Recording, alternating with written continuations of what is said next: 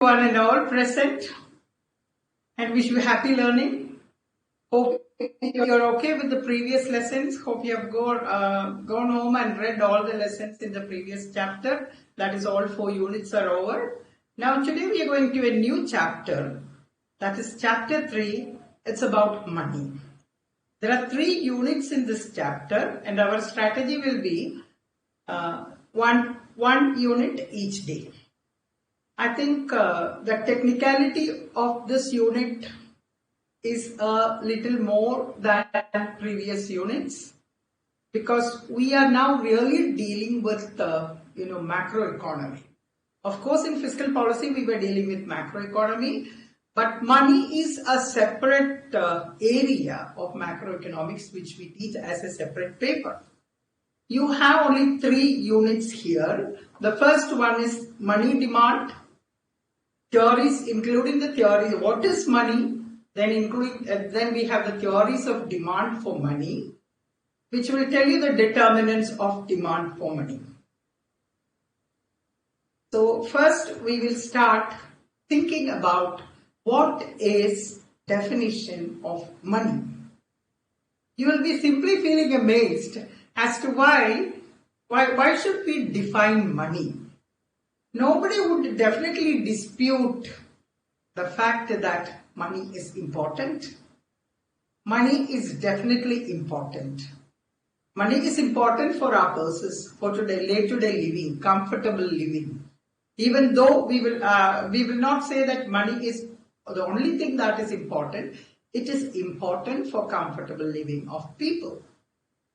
But more than what is important for people, money has a substantial role in keeping the economy stable, ensuring economic growth.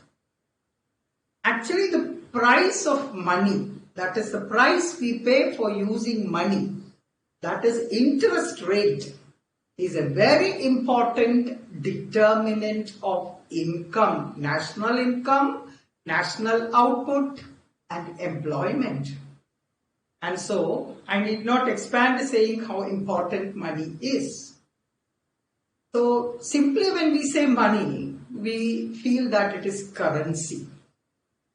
But when we study it in economics, maybe at +2 level of economics, we don't give so much of technicality in the definitions. Here also not much technicality, but here we define money as assets. Because chartered accountancy students, I don't have to tell you what is assets, which are commonly used and accepted. See, each word is important. It is an asset which is used. It is an asset which is accepted as a means of payment. We use money as a means of payment or as a medium of exchange, means of payment in an exchange process, and or transferring purchasing power. That is transferring purchasing power. My money in my pocket is purchasing power for me. And what is purchasing power? The ability to purchase goods and services. Okay, so money is assets which are used, commonly used and accepted. It is not that we are using other assets, because there can be barter. Okay, but for policy purposes, why policy? That is monetary policy. The government is making certain policies based on money. Then they consider that we will come across in the next chapter. They consider all types of liquid financial assets. Okay, and so don't have to worry about that now. Okay, we know that money is generalized purchasing power. Purchasing power, as I said, its ability to command goods and services in return. It is generalized purchasing power. It can purchase anything. Any physical goods, any other financial asset, okay? And money is generally acceptable. I'm telling you the characteristics of money. It is generally acceptable in a country. Rupee, if you pay rupee in this country, everybody would accept it. It is acceptable to all people in a transaction. And money is totally liquid. What is liquid? What is the quality of liquid? No, it can take any shape, isn't it? Okay, like that. Money is totally liquid. You can draw on your purse and make payment. For example, you have a house, you have ornaments, you have real estate, you have some other paper asset supporting securities. They are not liquid. They have to be first converted into money and then used for making it generally acceptable. Because if you pay a check, everybody may not accept. But if you pay money, it is generally accepted. And it is a liquid one because at any moment you can use it. You don't have to convert into money and make it. If it is liquid cash, you can make payments. And money has intrinsic value. Okay, here I have to use a concept of face value, nominal value, okay, and intrinsic value. Say for example, 100 rupee note. What do you think its paper and printing and everything will cost? Minimal, isn't it? Very, very minimum value only for this paper printing and all that.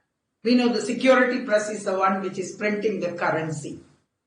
But we know its face, it is written 100 rupees. Okay, that is the face value. Does that paper have any intrinsic value? Does not have intrinsic value. Okay. But since it is legal tender, I'll come to that word later, we consider that piece of paper, even though it has no intrinsic value of the material contained in it, we still accept it because of its face value, because of the face value, because it's fiat money. We are coming to that. And there is one particular type of money. Money has a very long history. Earlier, bones, teeth, many crude things were used as money. Later, gold and silver, bronze, etc. started getting used as money. So when money is taking the form of a commodity, say for example like gold, then it has intrinsic value. If I say 1 sovereign, okay, 1 pound, okay, then if the value of the gold contained in that is equal to that 1 pound or 1 sovereign, 1 pound, okay, of course we don't have a measure like that, then we call it commodity money. Commodity money. Anyway, there is nothing like commodity money now. We have only fiat money. Fiat money is, the word fiat is a command usually from the government or from the sovereign. Okay, so government commands that this is a token money. This 100 rupee note, 500 rupee note, 1000, 2000 rupees notes, all these are actually token money. They have no intrinsic value. But the government has, by an order, by a command, made it valuable. Isn't it? Equal to 2000, equal to 100. And that is why it is known as fiat, or by the order of government, it has become money. Then I said I'll tell you about legal tender. Just 2 words. That is, the rupee in India is legal tender.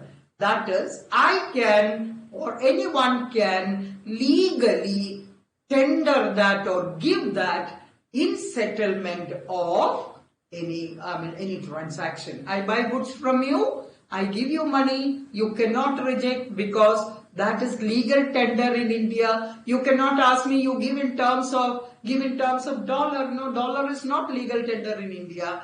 So any citizen is supposed to accept the legal tender that is circulating in India. Okay, then you've heard about electronic records. Of course, your bank account is an electronic record of the amount of money that you have. So need not necessarily a physical item, that is you have to carry rupee to get something. No, you can of course swipe because you have money in electronic form, your account is in electronic, connected with the internet, okay. So it need not be a physical item. It is good that you read, because we don't have time to discuss about it, good that you read at this stage about cryptocurrency, C-R-Y-P-T-O, cryptocurrency. What is cryptocurrency? Cryptocurrency, you know about bitcoins, okay? And these currencies are not issued by Reserve Bank of India or by any government. They are generated, mined, and it is not under the control of Reserve Bank of India also. Right? And you know, it is not generally acceptable. It cannot be paid through a system of payment that is approved by the Reserve Bank of India. And so, you know, even though Supreme Court said that Reserve Bank of India has no right to pass an order that cryptocurrency is not valuable, but still cryptocurrency is being circulated, people are trading, but we are in no way connected with cryptocurrency when we are studying money. Okay, so we go to the functions of money. Slightly fast we'll go because it is slightly technical today what we are going to learn. We go to the functions of money. This is very simple. The primary function. These two are the primary functions of money. That is, acting as a medium of exchange. That is, when A wants to buy goods from B, he gives money, and money is a medium of exchange. You have done the barter economy in your younger days in school. Barter economy is goods are transacted for goods. Okay, and now because money acts as a medium of exchange, in barter, you know, A has, I think you know it, A has something to sell, B should have something that is acceptable to A in order to hold the transaction true. So we call it double coincidence of wants, then problem of value, how to determine value, indivisibility, all these problems associated with barter economy is solved with the invention of money. Now, when you have some goods, if A has some goods, he can sell it to those people who want it, get money and use money paying B to get whatever B has to sell for A. B also can sell whatever goods or services he has, get money in return and pay to C when he is buying, say, goods or services from C. So that is the meaning of medium of exchange. So money is an important, that most important medium of exchange. Then money is a measure of value. You measure value in terms of money. We say that money is a unit of account. Money is a unit of account. Why is money a medium of exchange? Because money commands purchasing power. Okay, no other good commands purchasing power. Barter system had a lot of transaction cost. I am putting it in technically now. That is, you have to find the double coincidence of want. You have to search for people who have the commodity with them that you want. Okay, it involves a lot of transaction cost. And so, in the second function, we call it a unit of account. Money is a unit of account. That is, it is the yardstick people use to post prices and record debts. Unit that people use to post, that is prices. How do you see the price tag? Okay, price tag is always in rupees, isn't it? And when you write accounts, do you write accounts in some other legal tender in India? No. So that is the measuring rod of value. Okay, value can be expressed in terms of money. When we express value in terms of money, we call it price. Okay, if you say something, say for example, price of something is rupees 25. This 25 is nothing but its value expressed in terms of money. And what is value? Value is the ability of something to get other things in exchange. Say for example, value can be expressed in terms of other goods also. If one pen is equal to 5 pencils, the value of one pen is 5 pencils. There's nothing wrong in saying that. That is the value. But you know, value when expressed in terms of money, it becomes price. So it is easy to express the value of things in terms of money. And so the entire system of pricing, orderly pricing, for example, you know, one pen is 25 rupees, another pen is only 20 rupees. Orderly pricing. Price acts as a signal, as I said in the last class. Price acts as a signal. And how is this pricing possible? Because you have money. Okay, that's why money is a numeraire. Numeraire. That is a benchmark for comparing. It acts as a benchmark for comparing the values of goods. For example, rupee, dollar. Then money acts as secondary function, a standard of deferred payment. What is a deferred payment? A payment that is postponed, that is credit, right? If it is credit, then in terms of money, we express credit in terms of money, in terms of future payments that you make. All contracts are stated in terms of money. Not all contracts, like there is a contract for marriage, there is a contract for performance, or not like that. All financial contracts are, consideration is expressed in terms of money.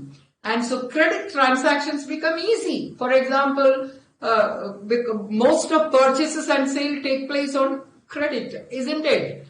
But the standard of deferred payments have a little bit of problem. What is the problem? I borrow 1,000 rupees from you. After 2 years, I return the same 1,000 rupees to you. The purchasing power of money or the value of money now and after 2 years may be different. So this is one problem. For example, the value of money itself will change. That is the problem when we are using money as a deferred payment. Okay. Then the last function of money is store of value. Store of value. How do you store value? You can store value. Say, for example, you can store value in the form of grains. What is wrong if you store value in the form of grains? It will deteriorate in value. You can store value in the form of animals. What will happen? Animals will die. But in the case of money, you can store value using money. And why do you store value? Because you might need this money for transaction. For example, you have money, immediately you may not need something. Maybe after 3 days, 1 month, 2 months, I may need to buy something. So in the interim period, say for example, I have money in my pocket. In this interim period, for example, when I need it, I have to make a temporary store of value. Okay, money is also a permanent store of value. Okay, that is, you can keep money permanently as a store of value. Then, money is the only asset which has perfect liquidity. Gold ornaments, gold bullion, gold bar. Of course, they are very important. House, apartments, very important.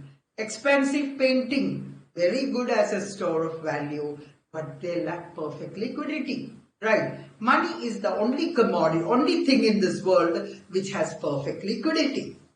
And money has perfect reversibility. What is reversibility? For example, I give you 100 rupees. The value that you receive is also equal to. You give back that 100 rupees after 2 days. The value I receive is also the same as 100 rupees.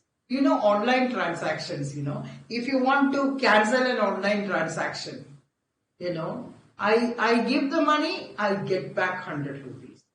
Reversibility. I can always reverse the transaction and the same amount of money will come back. Right? Then money is measuring, expressing value of all goods. Okay, all that we have mentioned. Then barter system, these are the things that you have to look for because everything is not given. Okay, so barter system, what is wrong with the barter system? Have a little bit of extra reading. Now, what is the meaning of value of money? Purchasing power of money. Value of money is the purchasing power of money. Value of money and purchasing power. I think you have done this in earlier in school, etc. That is, during inflation, the purchasing power of money gets reduced. That is, with the same amount of money that you have, you can only now buy less goods and services.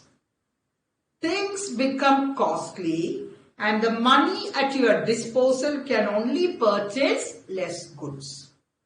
And so what is purchasing power? Ability. So really the real value of money depends upon purchasing power, depends upon price level. Higher the prices, lower the value of money, lower the purchasing power of money. Lower the prices, higher the purchasing power of money. That is why during inflation, the price of goods and services rise or the value of money. So it is the reciprocal or the inverse of prices. During deflation, prices fall and the value of money rises. Now we roughly go through some of the characteristics of money that is given in your book. Characteristics of a good money, right? Money is generally acceptable, you know that. Money is durable because government prints something and it withers away in no time. It's durable. It should be difficult to counterfeit. Suppose me and everybody makes money. Come on, what is the value of money then? Okay, so it should be unique. That is why so many arrangements are made in the security printing press to make sure that nobody can replicate or counterfeit the currency, isn't it? Then money is relatively scarce. For example, suppose Reserve Bank of India prints a lot of money. That is the value of money will be lost. You know about the Zimbabwe monetary crisis, printing currency, and then what happens is currency will lose its value, isn't it? But money should be elastic. It is written in your book like this. The meaning of that is, as the economy is growing, money supply. In the next chapter, we are going to learn that. As the economy is growing, money supply should also grow. So that is the meaning of elasticity. That is, the Reserve Bank should see, what are the actual figures need for money, how much of money is needed in the economy, and money supply should correspondingly increase. Then money should be easily transported. It should not be big coins, heavy coins, okay? It should be easily transported and it should possess uniformity. What is uniformity? All 100 rupee notes, just looking at it, come on. It should look uniform. Now we have a confusion. Some is having different colors, whether this is 1 rupee, 100 rupee, 50 rupee. You have to really check, isn't it? So money should have uniformity. That is why all dollars look alike. Okay, based on this principle. And money should be divisible. I have to pay 13 rupees. How will I pay? I have denominations, any denomination. Then money should be effortlessly recognizable. For example, even for blind people, for example, if you take, if a blind person take a 1 rupee, 1 rupee coin, he can easily recognize it is a 1 rupee. Then looking at the size of 2000 rupee note, he'll be able to say it is 2000. Okay. Now we go to more important areas. Demand for money. Okay. These are all very simple things you can read. Demand, it is slightly technical, so we'll go very slow now. Demand for money. What is the meaning of demand? Demand is I have a desire to have it and keep it with me or consume. Here it is used for buying goods and services. So the nature of demand for money is derived demand. Those who are not from economic stream, you have not done economics before, derived demand is demand derived from the demand for something else. For example, demand for bricks come from demand for construction. Okay. Demand for cloth comes from demand for stitching kurta and other clothing. Right. So money also, there is no direct demand for money. Money is demanded because it can be used for purchasing goods and services. And so demand for money comes from the demand for goods and services which it helps to procure. Okay. And so demand for money is desire to hold money. How much money do people want to keep with them? Okay. So demand for liquidity. Demand as a store of value. How much of one's total wealth, you know what is wealth? How much of one's total wealth or how much of one's total assets is to be held in the form of liquid money. Okay? Liquid money, because the other many assets are illiquid. As I said, physical assets like houses, okay? Physical assets like gold, physical assets like silver vessels, okay? They are illiquid. They don't have liquidity, right? So how much of your assets you would like to hold in the form of liquid assets, okay? So people make a choice. Say for example, you have this much of wealth, right? This much of wealth. How much, what part of this wealth should be kept in the form of money? Then you will decide the rest of the part of money. Some people, this is the case of one person. Others, they will keep this much as money. Some others, they will keep the entire wealth in the form of money. Right? So people make a choice about how to hold their wealth. That is, how much should be in the form of money and how much should be in the form of other assets. Please remember, we study Western economics. And so, the way Indians decide to hold their assets will be determined by many social factors, like we buy a lot of gold coins, gold ornaments and give. We are interested in investing in land. We are interested in investing in so many other things. It depends on the social structure, it depends on the culture, it depends on the opportunities.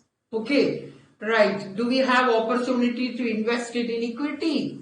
It depends upon the literacy, many, and stage of development of the economy, innovation, and so on. Okay, and so different countries have different characteristics when it comes to how much do people own in terms of assets, physical assets, how much people keep in terms of money.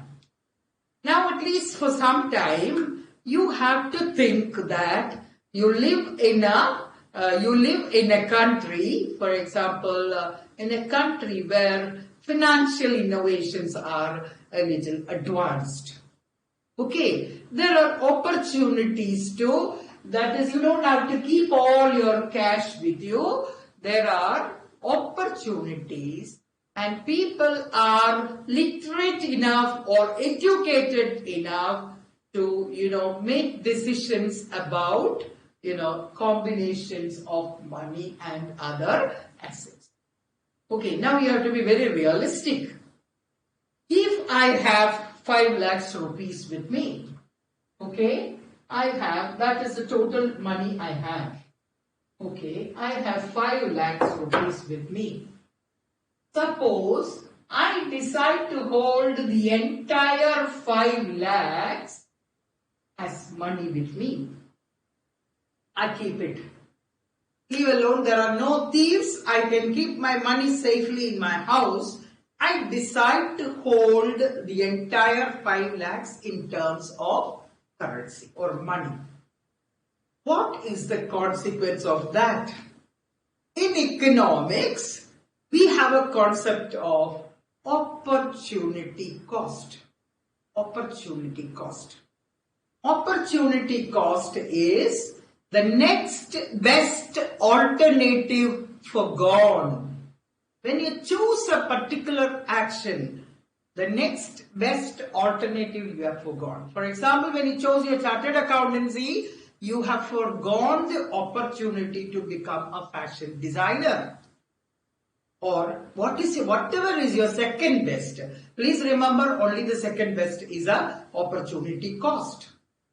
And when you keep money with you, what is the opportunity cost? That is, if I had put this 5 lakhs in the bank, I would have got, say, for example, what rate of interest? Suppose to make it very simple, we keep it 10%. Okay, that is easy. We just like depreciation and all, you keep 20% like that. So we keep it 10%. Okay, then how much money will I get if I put? That is what I am sacrificing. End of the year, I will be getting interest. And whenever I decide to keep money, it is the opportunity cost, is the interest rate that I am sacrificing. Okay, so that decision will depend, my decision will depend upon interest rate. Whether to keep the entire money in the form of 5 lakhs rupees with me or put some money in the bank depends upon the rate of interest. If rate of interest is only 1%, I will not take the trouble of going to the bank and putting it, because this 1% interest is not substantial. I have so much cost to going there, writing all paper and all that. Okay. And so when interest rate is less, people would like to hold more money. Okay, that I am saying it as an introduction. Suppose the interest more in the form of money. Suppose the interest is 15%, what will you do? You will hold less money with you and put the rest in the bank. Okay, and so how much money you will hold depends upon interest rate. It depends upon so many factors like your income. Higher your income, more will be the money with you. higher the price level, suppose the price is so high, you want to buy your grocery, you want to buy your provisions, you want to buy, fruits, the price is so high means you should have more money or purse. So higher the prices, higher will be the amount, more will be the amount that you hold. Okay, then the degree of financial innovation, that's a term used in your book. The degree of financial innovation. We have lived in during periods when there was only way in which money could be withdrawn from the bank is going to the bank, standing there, write a check, go to the counter, then came a teller counter. That was news for us, teller. Okay, now what about the financial innovation? Okay, you can sit at home and or using internet, you can always have access to your money in the bank. So you should have now come to the conclusion, when financial innovation is high, the amount of money, cash that you hold in your purse with you in liquid form will be less. Okay, and so there are so many factors. Now we are going to theory. Before we go to theory, we need to consider what is actually demand for money. Right? We know the demand for something. Those who, yes, you have done a little bit of economics at some stage. Okay. The demand for something is the relationship. Okay, relationship between price and the demand. When you say it is a relationship between price and quantity demanded. And the demand for money is also a relationship. That is what you're going to study is, it is a relationship between two things. That is, the quantity of money people would like to hold and the factors that determine the quantity of money. There are so many factors. I said some vague factors, interest rate, prices, all that, your income and all. So we are going to a little more technical thing, that is the quantity of money and what are the factors, the relationship of money holding, the demand for money and other factors. That is what we are going to study. That will take us to the theories of demand for money. Theories are slightly, you will always be, theory is not interesting. I have heard always the students say, give us something to calculate, we are happy. But please remember, theory is very interesting provided you understand it. Okay. But here for us, the theories are not explicitly explained because these theories are, running to pages, and you have to write it in a paragraph means you cannot include. You can include only the basic thing in these theories. But let's try to understand. Okay. The first theory of demand for money, we call it the classical approach. Of course, given by classical economists, Irving Fisher, 1911, 1911. See how old it is. It is available in the internet. The original version of that is available on the internet. That is the very famous quantity theory of money. That is the first theory which examined, how do and why do people hold money? Okay, why do people hold money? Why is that sometimes people hold more money? Why is that sometimes people hold? So, the quantity theory of money, which is also known as, before that there was a cash balance approach, but not cash balance approach, but you don't have to learn all that. Here we go to the first statement of the quantity theory of money. The Fisher's version of quantity theory of money is MV is equal to PT. Very simple.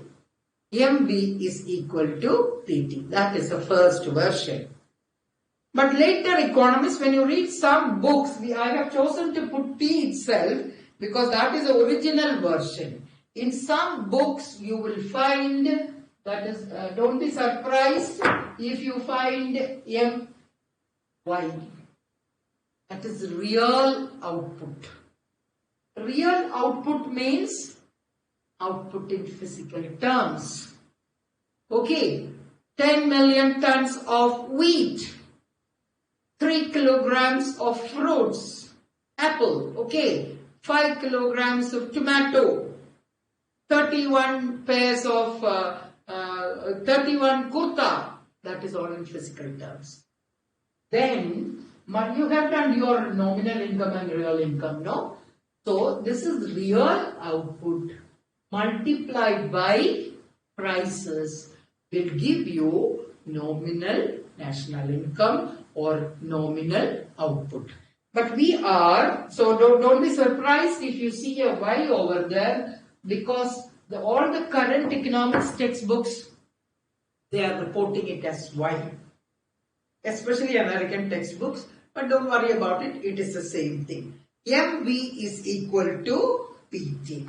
What is M? M is, come on, the amount of money in circulation in the economy. Please remember, we are studying macroeconomics, and so M is the total amount of money in circulation in the economy. Who will issue that? The central bank of the country, for and on behalf of the government. Please remember, this is on an average, because at any point of time you do not know how much money is actually in circulation. That you will know next day when we do it. Okay, we do not know how much money will be in circulation. And so M is the total amount of money in circulation on an average in the economy. On an average in the economy. And what is V? V is transaction velocity. Velocity, velocity is, how fast this money is running. Transaction velocity of circulation. That is the average number of times across all transactions a unit of money, say a 10 rupee note, how many times it is spent by people for purchasing goods and services. That increases the quantity of money in the economy, isn't it? If you have M, say for example, in an economy equal to 10 billion, whatever it is, 10 billion, and all the 10 billion is kept by people in their homes. What is it? Money is not circulating. Money supply will not increase also, because one person's expenditure becomes another person's income. So money keeps, changing hands in transaction, and that is the meaning of velocity, right? M is the total money and V is the velocity of circulation of the total money. That is how many times it changes hands for purchasing goods and services. And what is P? P also is again an average, okay? The average price level. What is price level? Price is, when you say price, it is a single price. A price level is an index. Okay, you've heard about consumer price index. Price level stands for the general level of prices of most of the commodities consumed by people taken. Okay, so it is price. Now tell me what is T? We have adopted MV is equal to PT. T is the total number of transactions. The total number of transactions. Please remember, nobody ever calculated this. But this is theory. you can empirically apply it. Take a sample of transactions, then multiply it for the entire country, you can get it, no problem. If all the transactions are computerized as in advanced countries, you can always calculate. Okay. So, transaction, T is the total number of transactions. Now, just to go and read what is it actually. That is the money in circulation and its velocity. Okay, that is the demand for money, isn't it? That is equal to the price level multiplied by the transaction. Can you tell me why money is demanded? Money is demanded for transactions, okay, for buying and selling. So what is the motive of money holding here? It is for transactions. Now the numericals that can be asked is, come on, some figures will be given, right?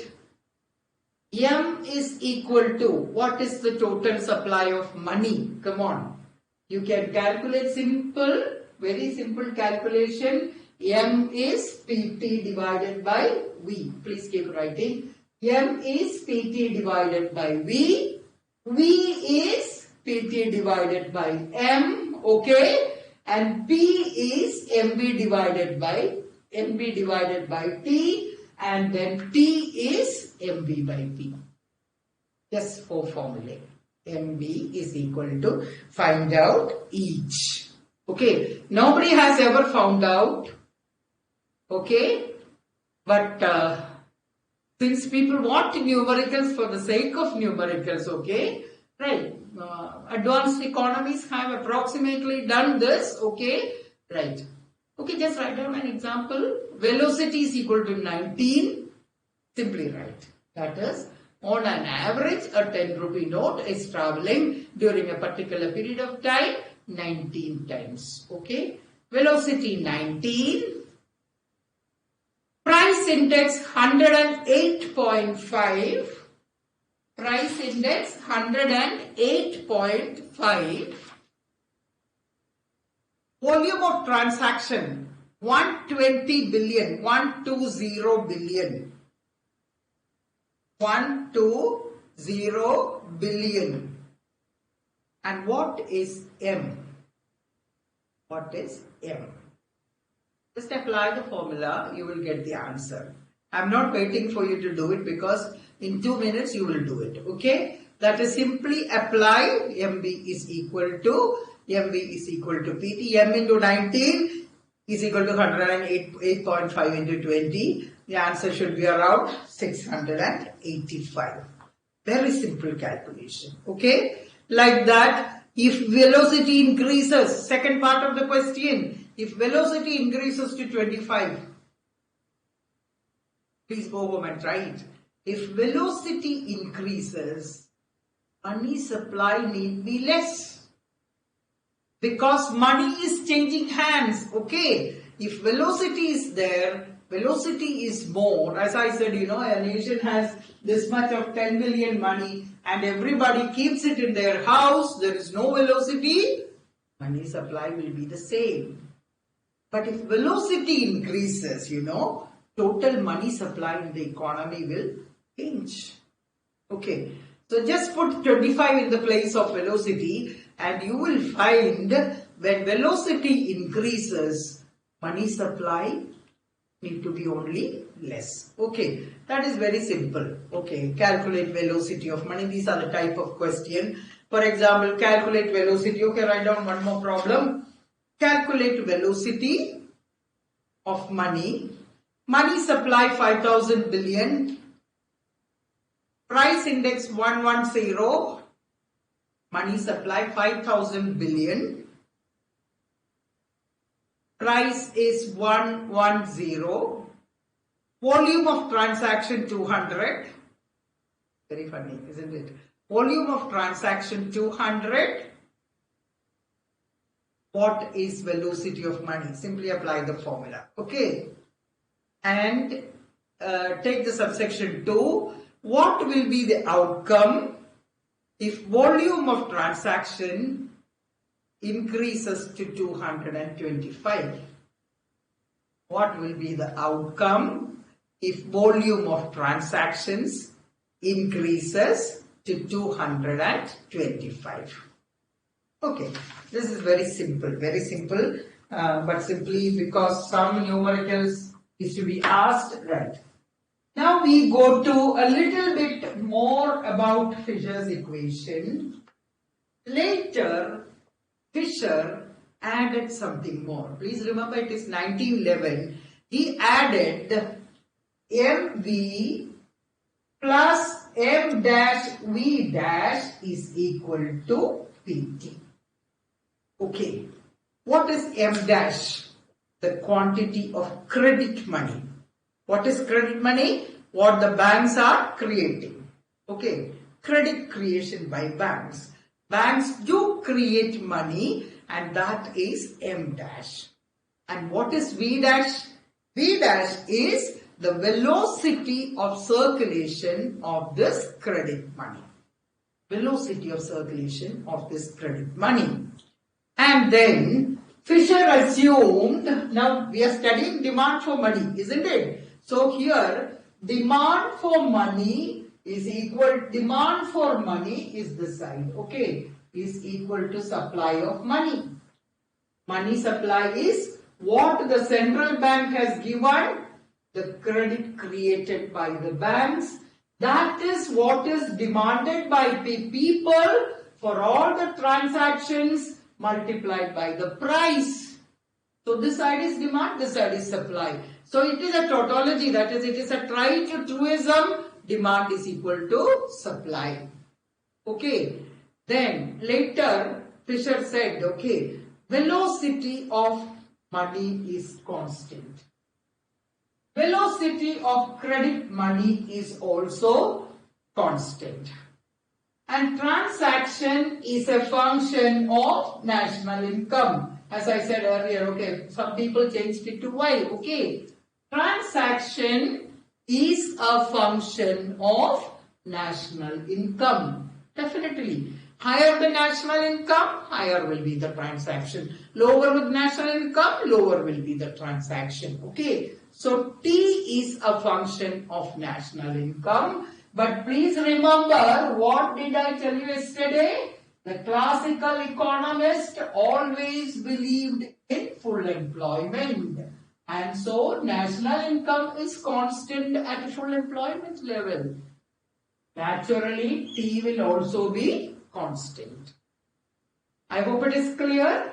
V is constant, velocity is constant. Okay, velocity of the credit money is also constant. Since full employment is there, for classical economists, it's always full employment. Then who said it is not full employment always? Keynes said it is not full employment. Then since full employment prevails, this is full employment level of income which is constant. Naturally, T is a function of Y and so T is also constant. Now we have M, let's take us, okay, M and P. Okay, all the rest are constant.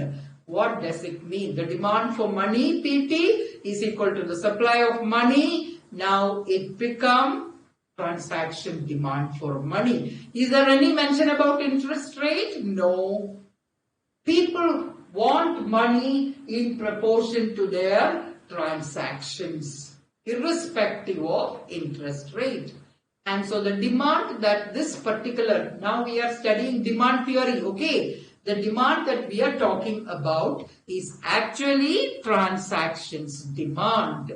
Okay. And now, another thing that you have got to remember is, this is a basic thing to say, when M increases, P should also increase.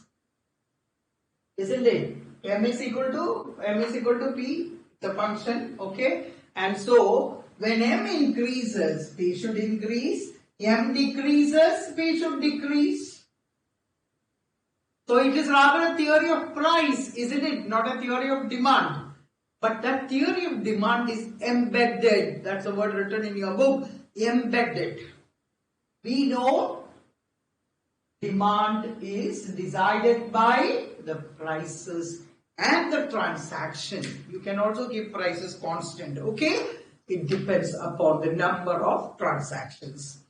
That takes us to the neoclassical approach, or we call it the Cambridge approach, okay? We call it the cash balances approach, cash balance approach.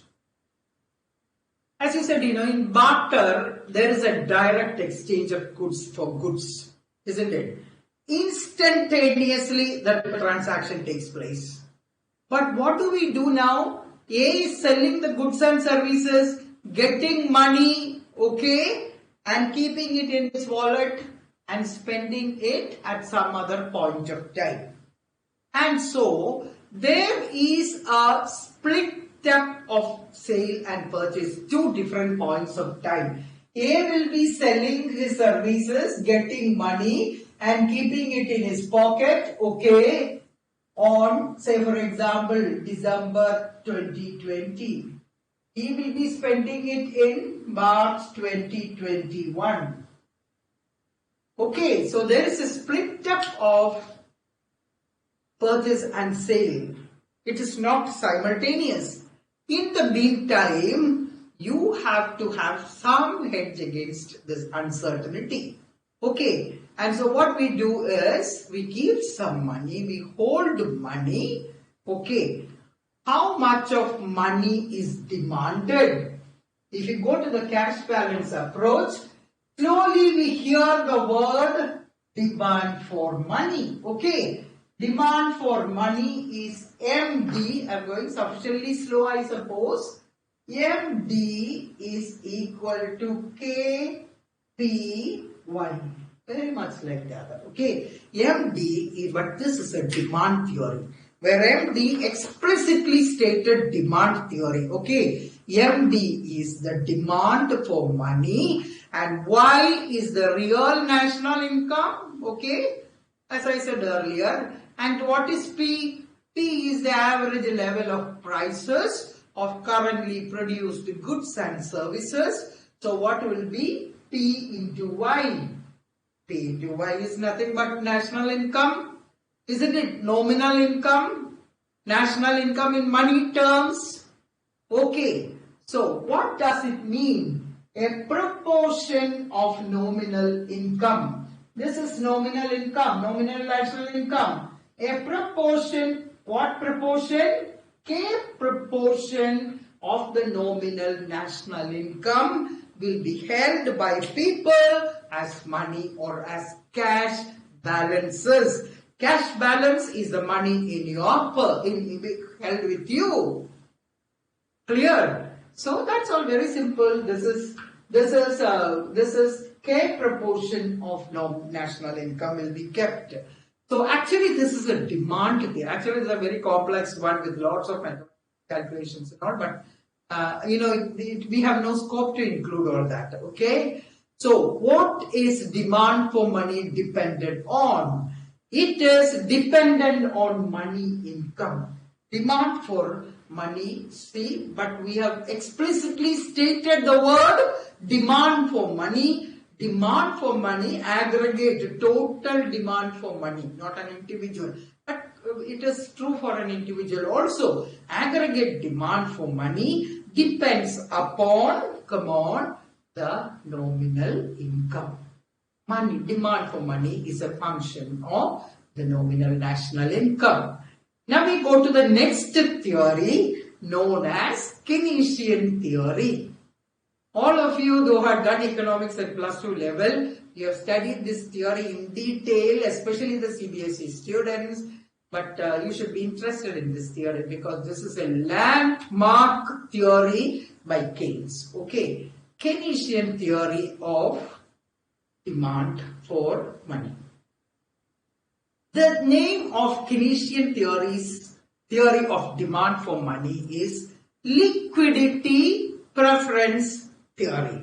Always understand the meaning of the title.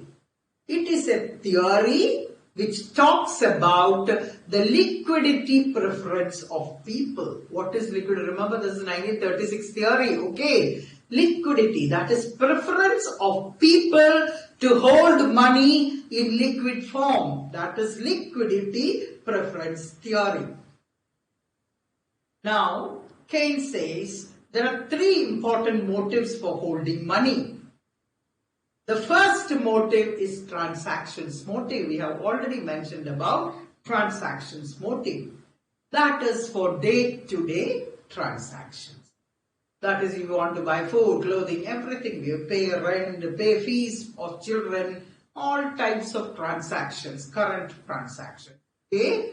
The need for money, that is for personal as well as business. Corporates will need for money for transaction. Private proprietors will need money for transactions purposes. That all of us keep a part of our money for transactions purposes. Please remember, at that time there was nothing like a credit card, there was nothing like debit card, okay? So people keep money for transaction purposes. The second reason why people hold money is precautionary motive, precaution. What is the precaution? The desire for security as to the future cash. In case I need cash in future, there are unpredictable events in my personal life, in my business. Okay, maybe the flood will come. Okay, maybe I am not able to sell the products that I sold. Then my production should continue, isn't it? There will be hospitalization, right? There are many unpredictable events that are taking place. And so I need to meet that those expenses, and therefore I have to keep a portion of my money in my hand. And the third motive is the most important motive. For the first time, people started talking about speculative. Keynes started talking about a third motive, because these transactions and motive and all is embedded in the other two theories. The object of securing profit, making further money using money. Okay, that is speculative motive. Speculative motive is we are keeping money for opportunity to make, use of the opportunity to make money using that money. Okay, what the future will, because there is so much uncertainty about the future. And who is a successful speculator?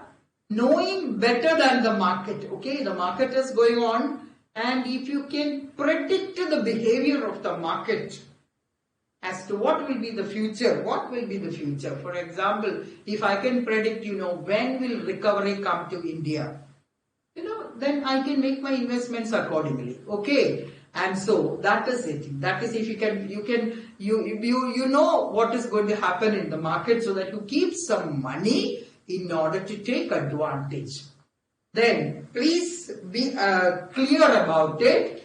When you hold, say for example, with you, say 12,000 rupees this month, you don't compartmentalize it as, 3,000 for transaction, 8,000 for transaction, 1,000 for precaution, and 3,000 for speculation.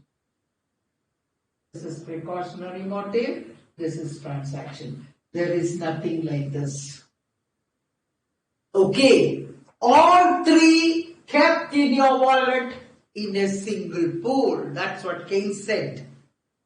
The holder is under no necessity to segregate these three into watertight compartments. You hold the money, but these are the three objectives in your brain. Okay, now it is 4:07. Take a break of 5 minutes and come back. In the meantime, I'll check the questions. Thank you.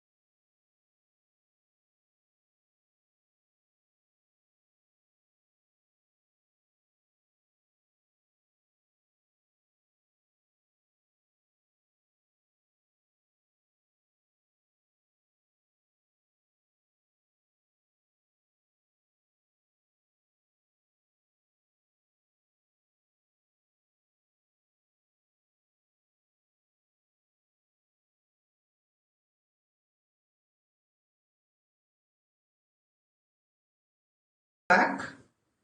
I have the questions with you, with your questions with me now. Good that you're asking questions. I'm happy. Okay. The first question, am I with you? Yes. The first question is regarding financial management.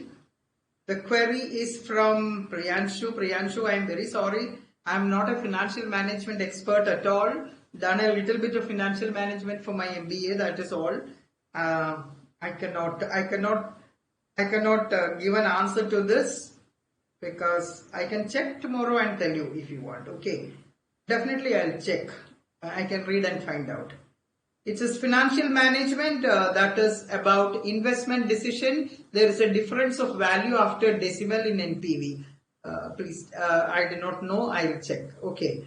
Next question is, that is, we can use coin up to limited number. Okay. As far as I know, I mean any coin not less than 1 rupee, you can pay up to 1000 rupees. That also I need to check for sure.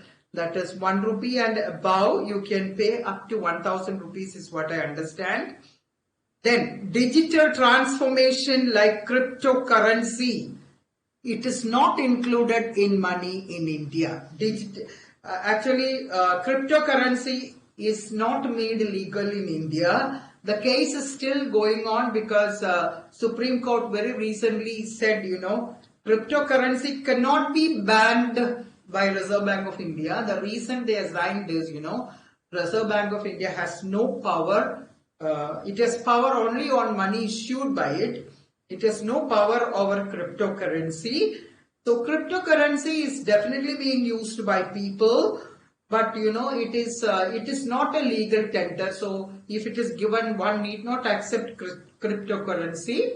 And if people do transaction with that, it is at their risk. Okay, Reserve Bank of India said that it does not come into any payment system. It is not accepted as currency. Okay. Check can be treated as money if the opposite party, if your client or whoever you give the money, if they are accepting check, it is equal to money. Okay. But check is not legal tender because you cannot compulsorily say that you have to accept check. Accepting your check is based on the confidence that the other person has on you. And if he is confident, he takes it, okay, it is equivalent to money and not money. Okay. When we import goods, we pay in dollar. Oh, very good question. Who is this? Come on. Yes, Crescent. We pay in dollar and yeah, good. We export, we receive dollar. Then why do we import? We have to pay in dollar and not in our domestic currency. We are going to chapter 4. We are discussing all these in chapter 4. But for the time being, please note, nobody wants our currency. Okay, nobody will be willing to accept our currency in exchange. Okay, even if India and Bangladesh are trading, people would like to be paid in dollars and not in Indian currency. Okay, no American person will take our currency. Nobody will take our currency because it is not useful for them. It's always better for them to get a vehicle currency. Vehicle currency, that is a currency that is universally accepted. They would like to get in. Okay. And next question is, to avoid the effect of inflation, we charge interest. No. Interest theories are different. Interest theories are not for inflation. Okay. Interest is paid for the use of money. Maybe next year there will be deflation. There can be recession. But the agreed upon interest will be paid. It is not, that is what is payable and contracted is not for compensating for inflation. It is for the use of money. Okay, I hope I am clear. I have answered. Now, a single pool is where we stopped. That is, all three motives, okay, are kept in the same bag, right? Or kept with the person. Don't consider it as kept in a bag. Then what is the speculative motive? To take advantage of future changes in the rate of interest. It is slightly technical. You have to keep writing because understanding this would help you like have a total idea about the things to come in the coming chapters. Okay, to take advantage of the future changes in the interest rate. Future changes in interest rate is the same as future changes in bond prices. I have introduced a new term, bond prices. In fact, Keynes used the term, as I told you, in different countries, different people have different methods of investment. Just like we buy gold jewelry, we buy silver vessels, we buy all those things, People in different countries, in advanced countries, they have financial investments, less of physical investments. Even if they do physical investments, it is less tangible investments there. So please remember, this is a theory written in 1936. In India, we would not have even heard of bonds at that time. So if Keynes is making a theory of bonds, definitely people may be business people may be literate people who had money used to buy bonds at that time. That was an important way in which a financial investment was made. Future changes in bond prices.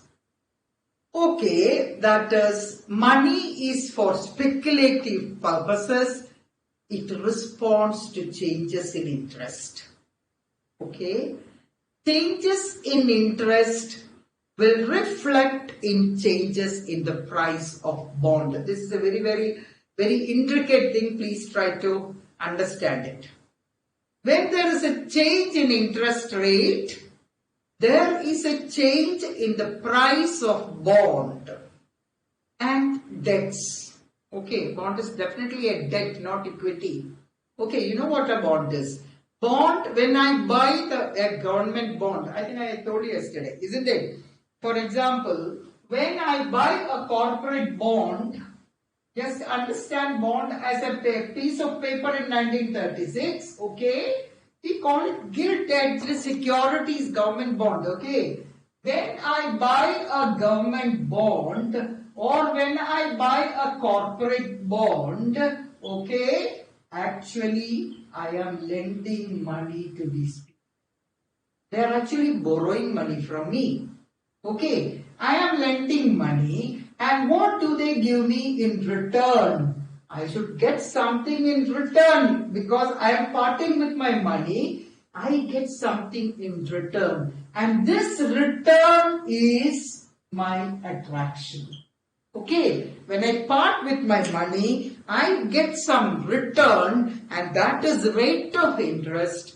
That is my incentive to part with my money. It is very painful. That is, we have theories in economics, that is, parting with money is painful, and it is to compensate that pain that the interest is given. Okay, and so changes in the rate of interest is a very important determinant as to whether I will buy or a bond or not. Think of you as ordinary people.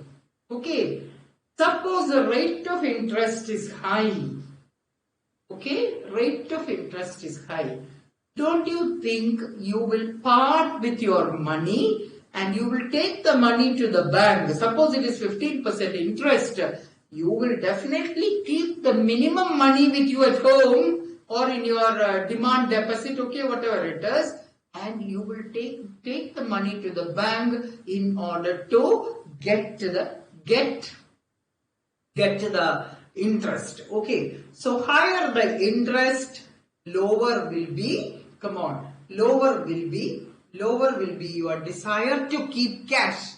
Higher the interest, higher will be the proportion of your cash saved in the interest bearing security. Here it is time deposit, I said.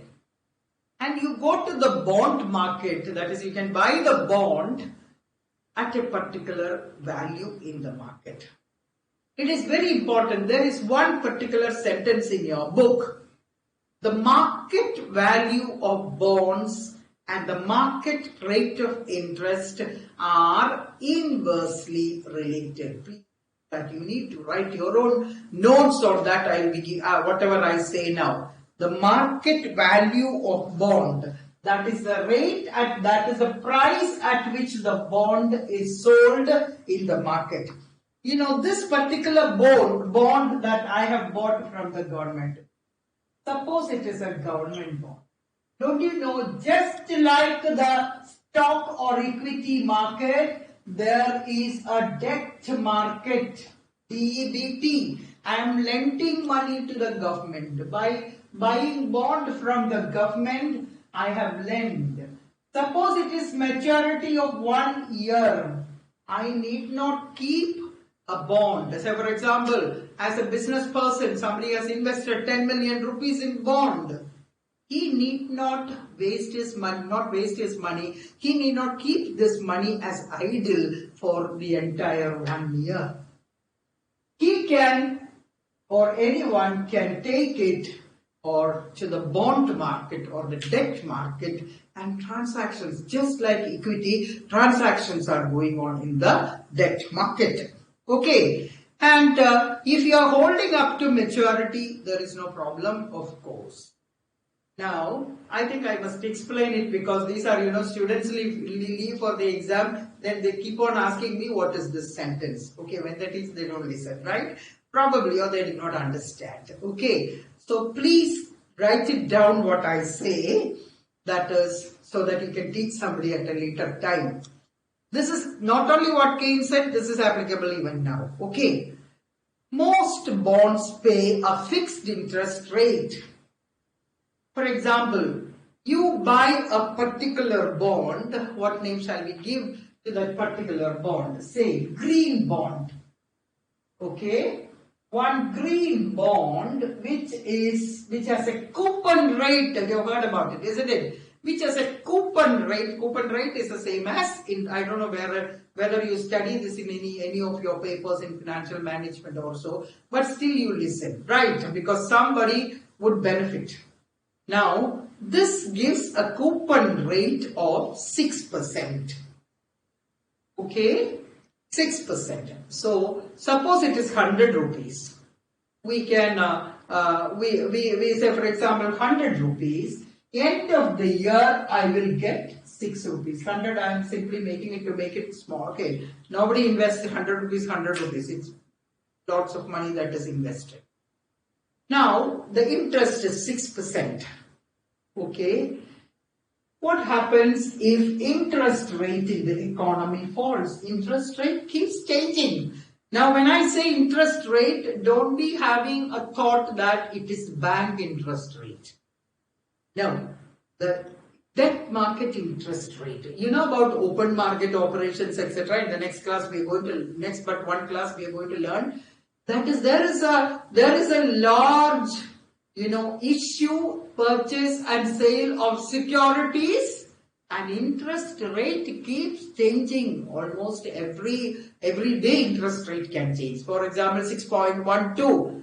For the next auction in open market operations, it may be 5.28, 6.13, even a 0.013 makes a lot of difference. Okay, suppose interest rate falls to 3%.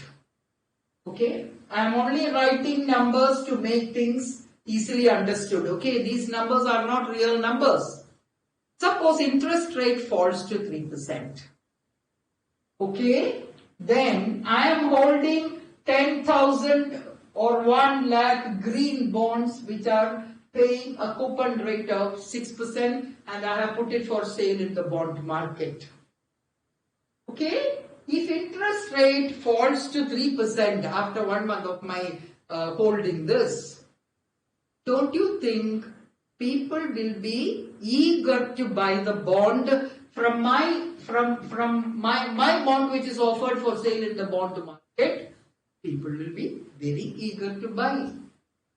That means it will drive up. There will be more demand for 6% Because new bond, if you are purchasing the new bond, it is available only for 3%.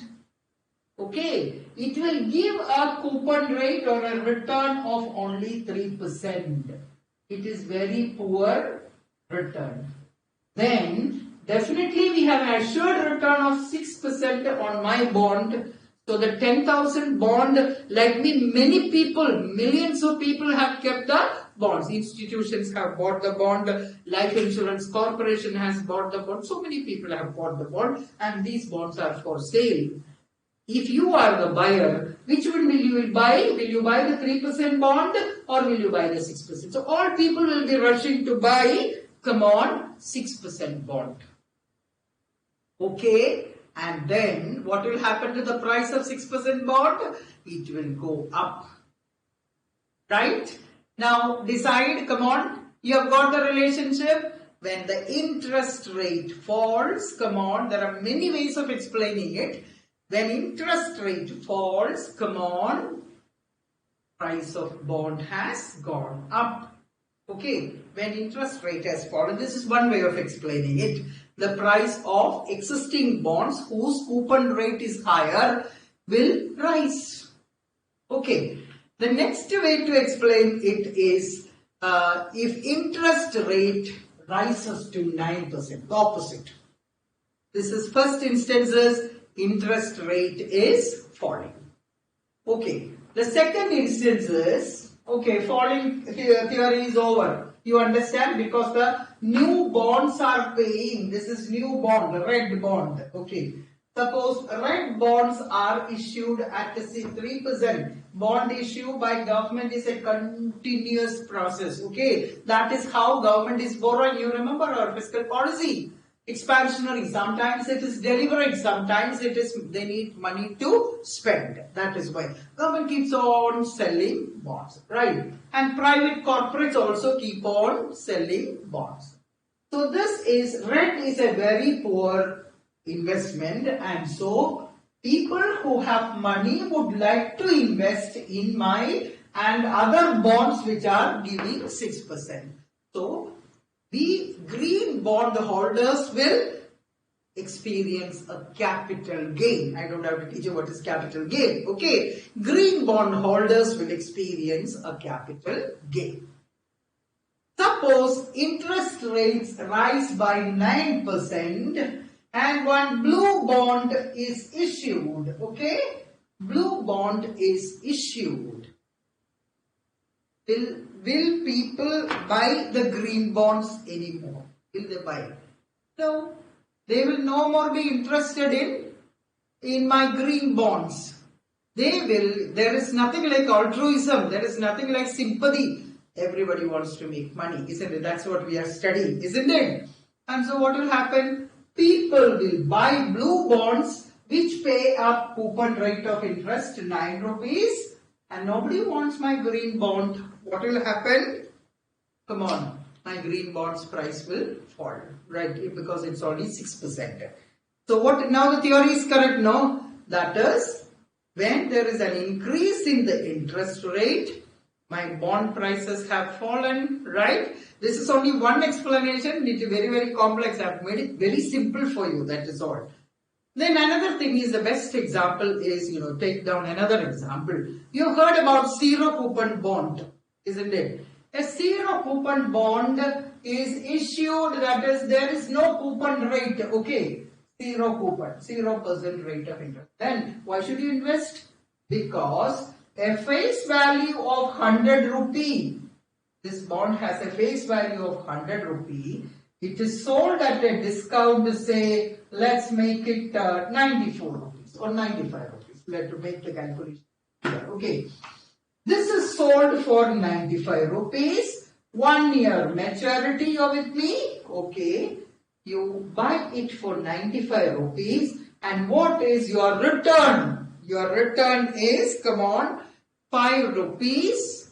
After 1 year, you will get 100 rupees, isn't it? Your return is 5 divided by 95 into 100. That is your return.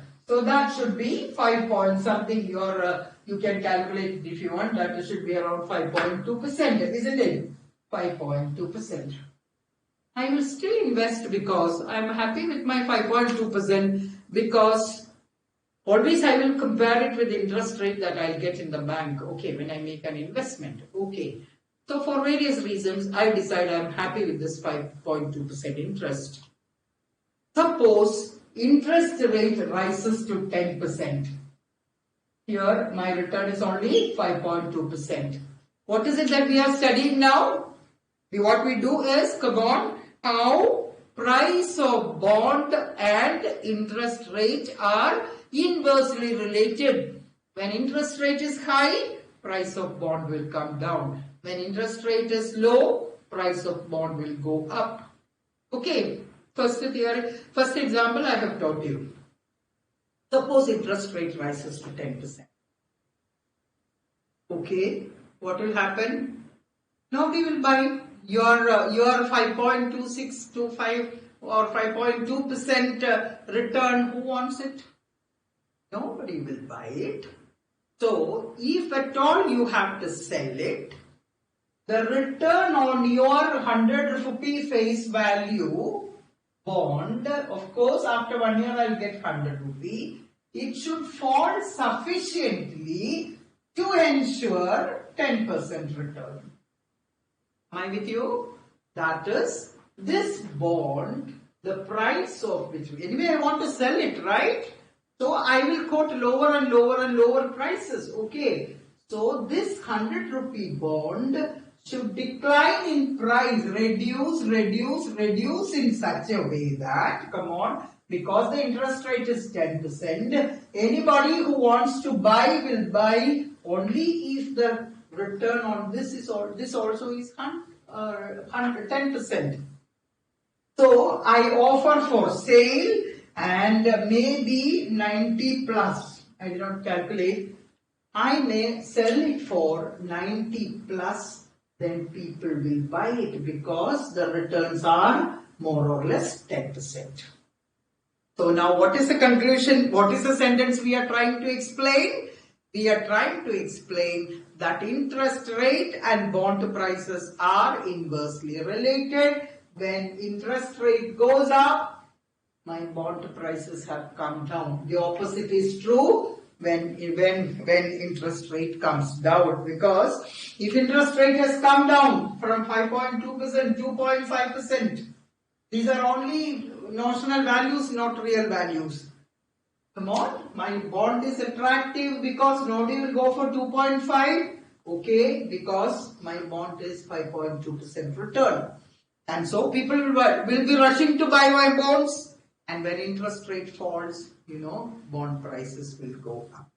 There is still a simpler high school level explanation. That is for the simplest possible explanation is, come on, that's not necessary. Anyway, I have given you 2 explanations, isn't it?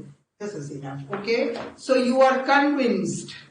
That sentence should be clear. Only then you can study the, okay, right. But exactly CBSE textbooks, this is a sentence that is given in +2 level also. That is interest rate and bond prices. I am only telling you, you can by heart it. You should be knowing it before you say something. Okay. Then, what is the story now?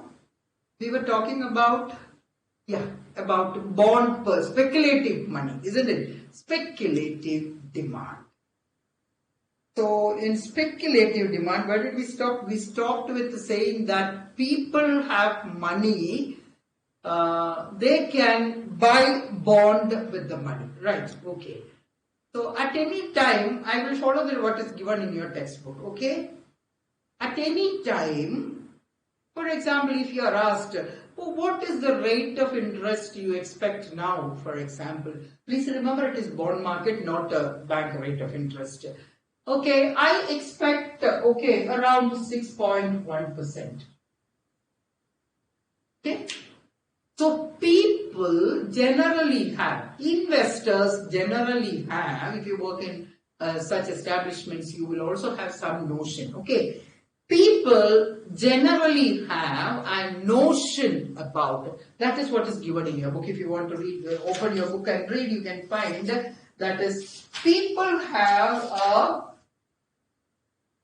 a notion about, that is, investors have a fixed consumption of the normal or critical rate of interest.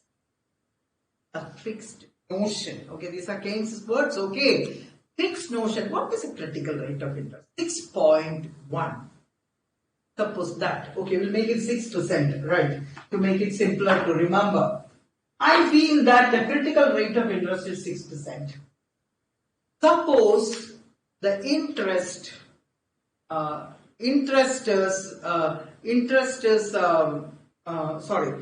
what is your attitude now? Because we lost the connection. That's what continuity I am talking about. So you have a fixed notion. And the interest rate has gone up to 10%. Okay? Interest rate has gone up to 10%. So this is a very heated up economy because from 6% interest rate has gone up to 10%. Then what will you do? We are talking about demand for money. Will you buy bond? Yes. You will buy bonds because you can earn a high rate of return on bonds.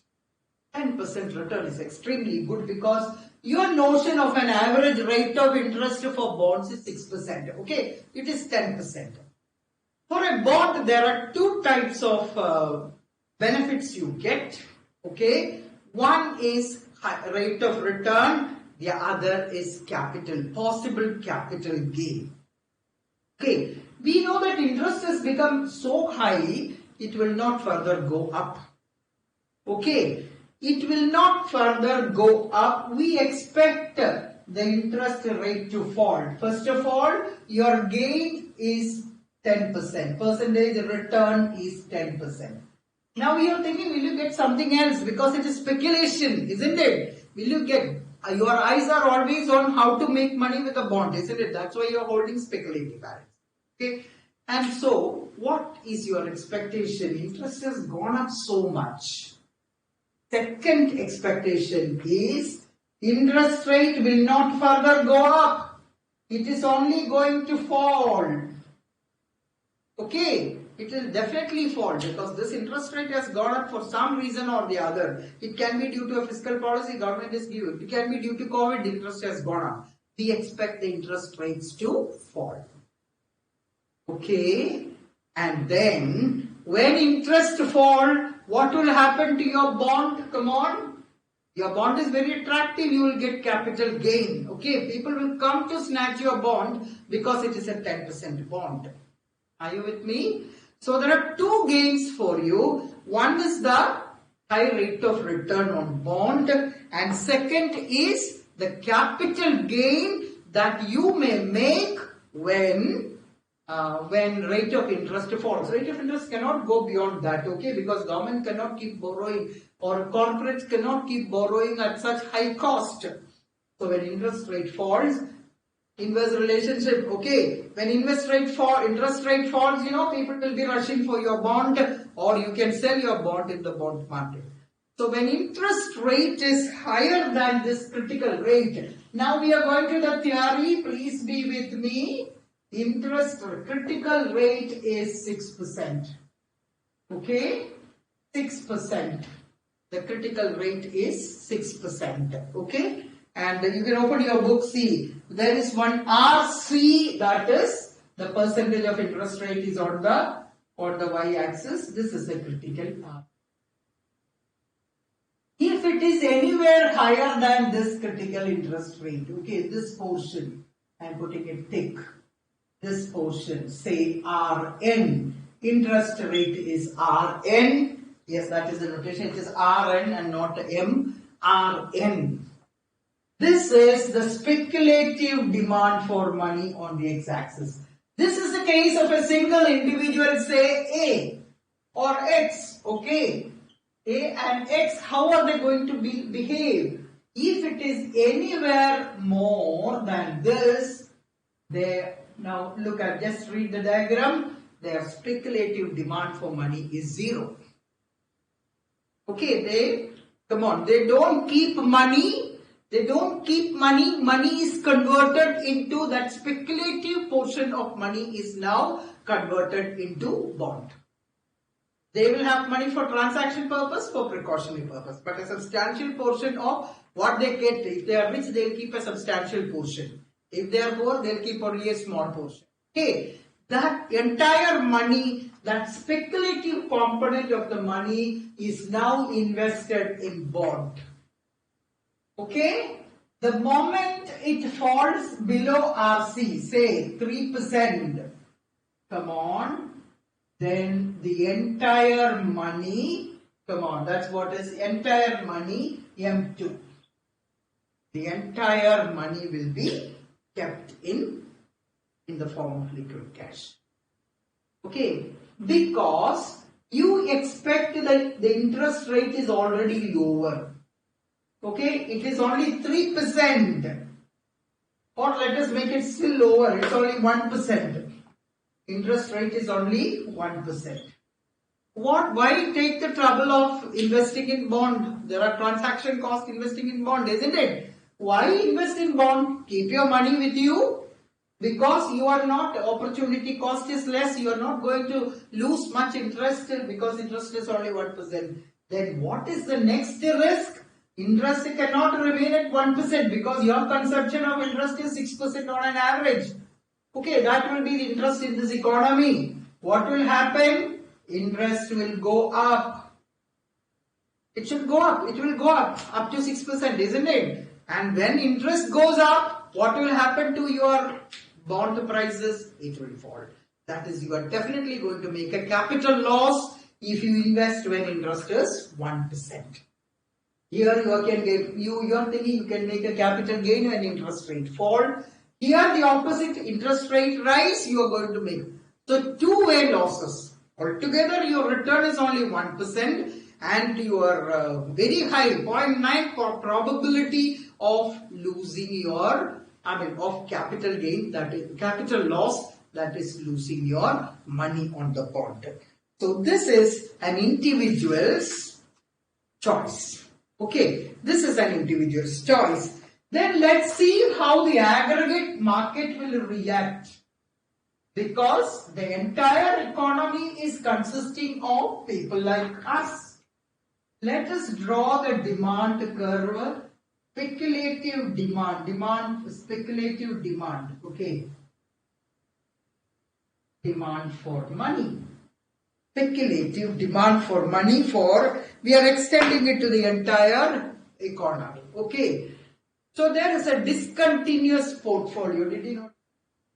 One discontinuous portfolio is what is given in your, okay, that is discontinuous portfolio.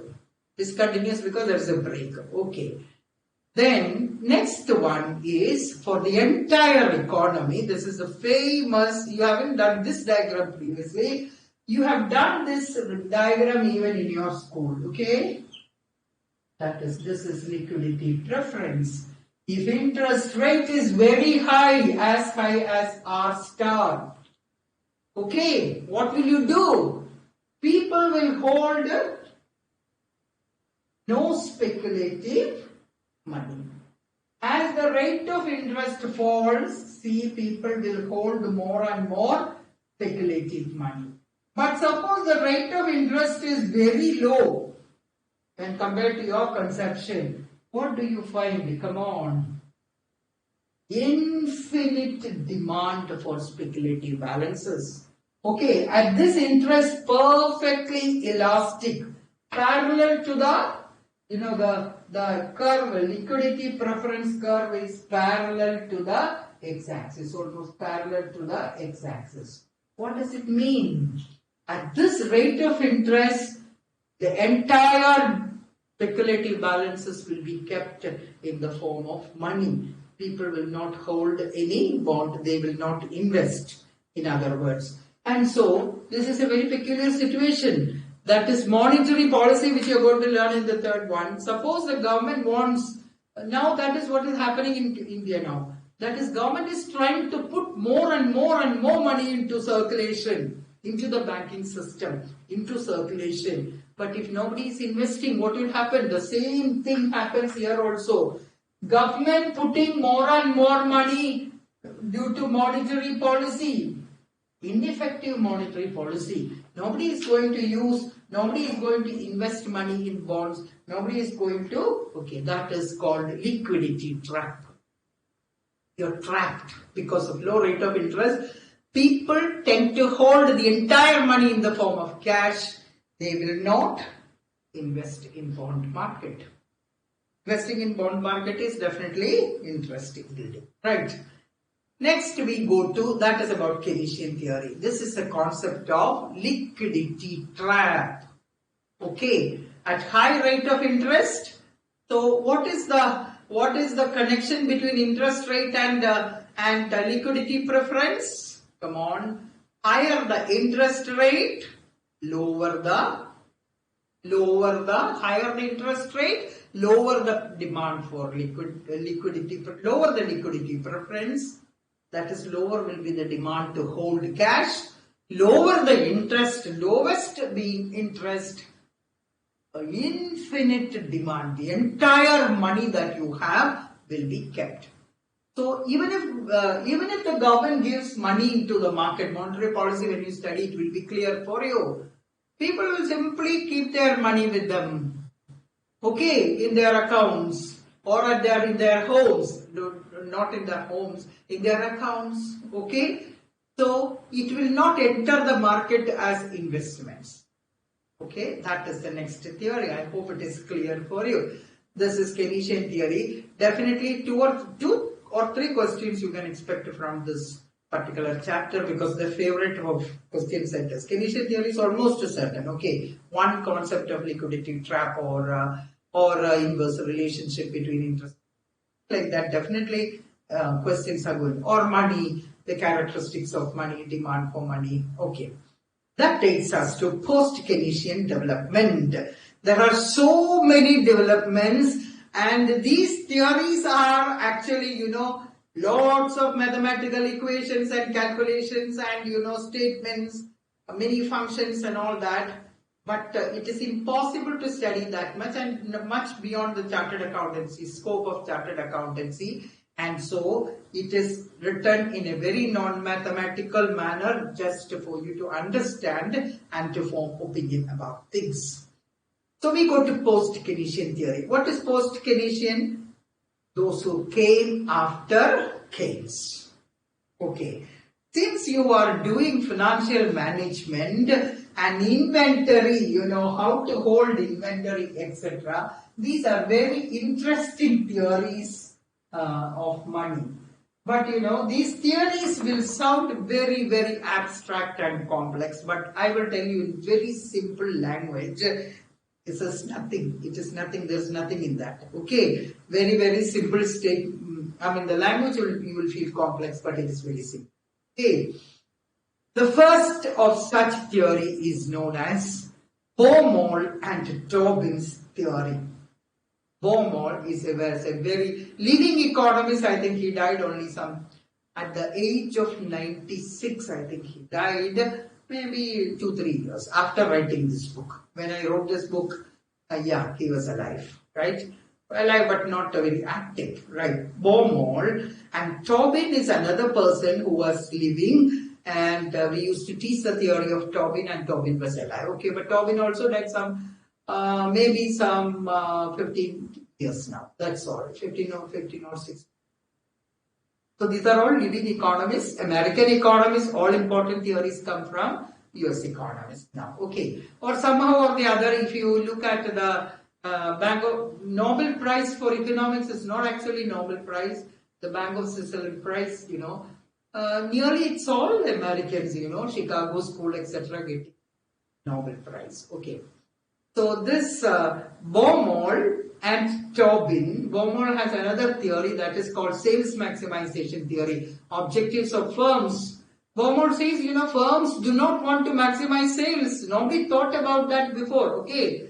Firms want only minimum profit. Subject to a minimum profit constraint, the firm lives, the firm exists, the firm works, the firm is operational, and their motive is sales maximization, not profit maximization. He's very famous for that theory. Now let's not waste time and go. Come on. His theory is inventory approach. Inventory approach. The moment I said inventory, it should be striking, isn't it? Inventory approach to transaction balances. Okay. So I've read in the first or second page of his theory, I remember, I can very well recall. That is, the sentence he uses is this. I want to abstract, in order to abstract myself from the, speculative motive. Did not believe in speculative motive. Okay. And so, inventory approach is a totally different approach. Okay. Maintaining cash balances. He wanted to free himself from speculative motive. Okay. So, inventory approach is then, why do people hold money? Right. He says, the rational, this is something we all do, it is put in theory, that's all. The rational behavior. What is rational behavior? Rational behavior is human beings want to maximize that is rational behavior. All rational individuals try to maximize,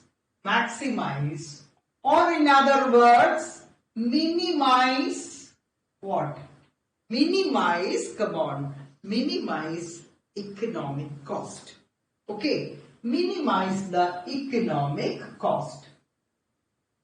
Your inventory management, what is optimum inventory? Optimum inventory is that inventory, if I remember it correct, okay, it is that inventory, there is something like a diagram you remember. I think in your financial management it comes, isn't it? Optimum, this is carrying cost, this is, what is this? This is ordering cost, but some people teach it as, stock out cost or shortage cost, whatever it is. Okay. Anyway, you hold an optimum inventory that minimizes the cost, isn't it?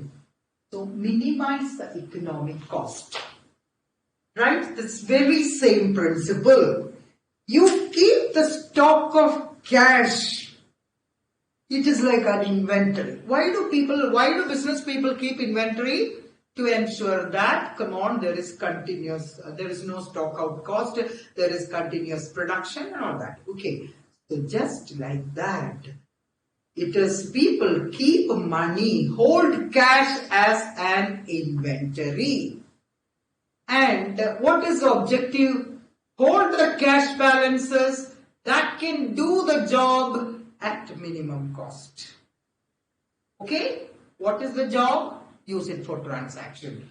All the job that I have got to do with money, hold the cash balances in such a way that there is minimum cost. And what is this minimum cost? We are going to learn that. That is, when I decide to keep money, the maximum benefit I should have. I should minimize the cost of holding money. That means it has got something to do with putting it in the bank, isn't it? Okay. Money is inventory held for transaction purposes. What is inventory? You already know. Because inventory is held for some purpose. Okay. Now, Keynes said, we are not sure about the transactions. That is why precautionary motive came. Okay. All these are not given in the book. Okay. For Keynes, of course, transaction and precautionary are two phases, isn't it? But here, Tobin says, unlike Keynes, transactions are perfectly foreseen. I know during this month how much of transaction I need.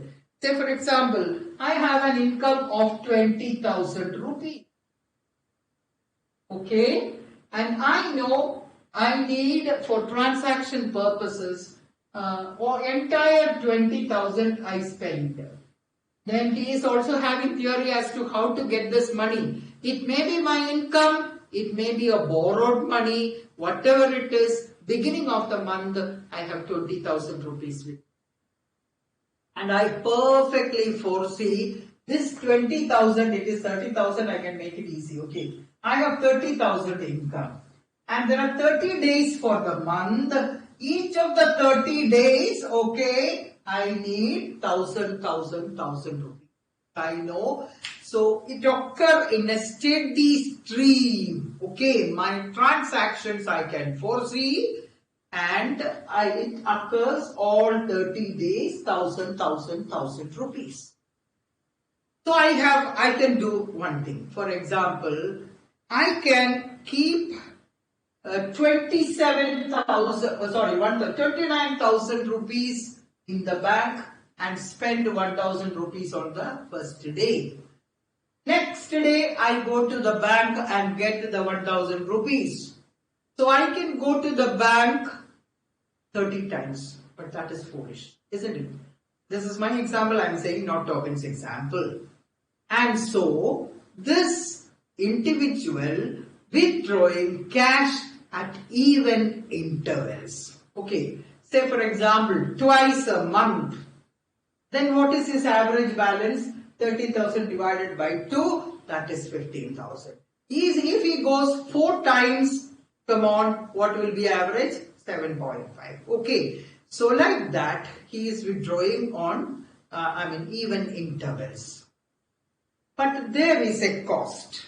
Okay, there is a cost when why do I put it in the bank? Because there is an opportunity cost of keeping 30,000 rupees at home. I need only 1,000 save. The first week I need only 7,000. Second week I need only, so like that it goes. Then what is the point in keeping all the 30,000 rupees at home and spend it, draw money from that and spend it? No, I am doing foolishness then. I can of course transfer, okay. I can go for an alternative asset. Why an alternative asset? Because that will give me interest. Suppose it is 1% interest, it is 12% interest. Definitely you can calculate, I'll get some money, isn't it? 30,000 plus 55 rupees or 30,000 plus 100 depending on the rate of it. That 100 rupees is valuable for me because it is rate of interest. If I keep the money 30,000 rupees at home, I am not getting. So there is an opportunity cost. And so I keep a minimum money with me and I invest it in interest bearing. Okay. Interest bearing, but there is a problem. There is a transaction cost. Okay, there is a transaction cost because if I am going to bank, I have to catch a metro and go to the bank, or I have to drive my vehicle and go to the bank altogether. And there is a brokerage. If I am investing it in the capital market, there is a brokerage because I have to withdraw it, isn't it? For investing there, withdrawing there, all transactions, there is a transaction cost of, going between cash, right? Between cash and interest bearing asset. Converting this into that. And as a rational individual, I will hold that much money which will optimum amount of money. Optimum amount of money that will minimize my economic cost. That is the inventory. Now I'll repeat once more. Receipt of income, why takes place? 30,000 takes place once per unit of time, once in a month. Expenditure is spread at a constant rate. It is not a true assumption, okay? And the level of inventory holding depends upon your income. If it is 1 lakh rupees instead of 30,000 rupees, okay, I will hold more, okay? So, what is the criterion of holding? There is a carrying cost for you. I can communicate when I say carrying cost. There is a carrying cost for you. Okay. Then there is a foregone interest. Right? There is a foregone interest. If interest is 10%, I am foregoing that interest. But at the same time, if I am keeping the entire money at home, there is no brokerage to be given. Okay. If it is 10% interest and 2% is the brokerage, my actual interest rate will fall to 8%. Okay. And so, I will keep money. I will be rationally acting when I choose the number of times I have to transact into bonds or into interest receiving assets and cash. How many times should I transfer into interest bearing assets and money? Okay, people will choose that number of times the transfer between money and bond. Very short period bonds are available, 3 days, 4 days, 5 days, so bonds are available. But you have to pay brokerage. He denotes it by small b, brokerage. Okay, I can save money from the brokerage. How many times will I transact between money and bond? If I keep the entire money, I lose that 10% interest per month. That is, it will come to around little less than 1%. I lose that interest. If I keep on transferring between bond and cash, okay, I have to incur brokers. Brokers does not mean, your stock brokers. Any type of transaction cost because he also put his theory in 1950s. All these sophisticated terms were not there. He said broker fee, that is B, small b. Okay. And how will this rational individual do? He will choose that number of transfers in such a way that net profits, that is 10 minus 2 I said, isn't it? 10 minus 2. 10 is the interest rate, 2 is the transaction cost.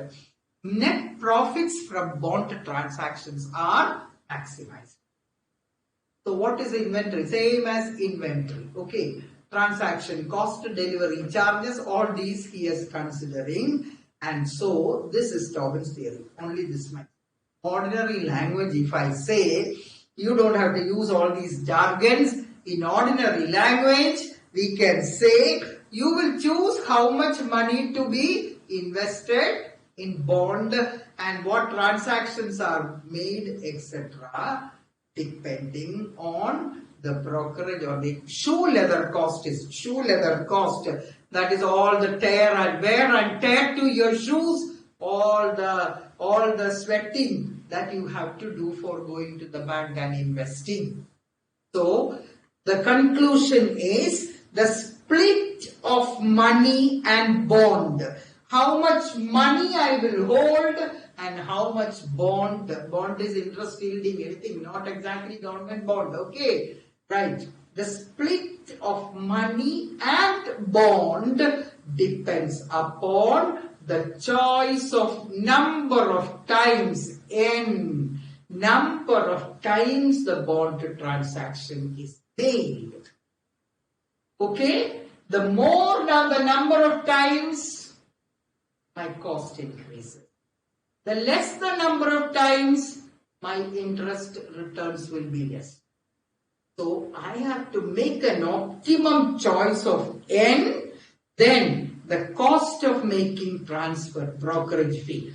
So the split, what are we studying now? Demand for money. Okay? The split of money and bond. That is how much of money I should hold depends upon the choice of number of times these bond transactions I make. Okay? Whether it is 30 times, 15 times, 12 times, okay? And the cost of making the transfers. Higher the brokerage fee, come on, it increases my cost of transaction. If brokerage is very high, it will lower the number of my transaction.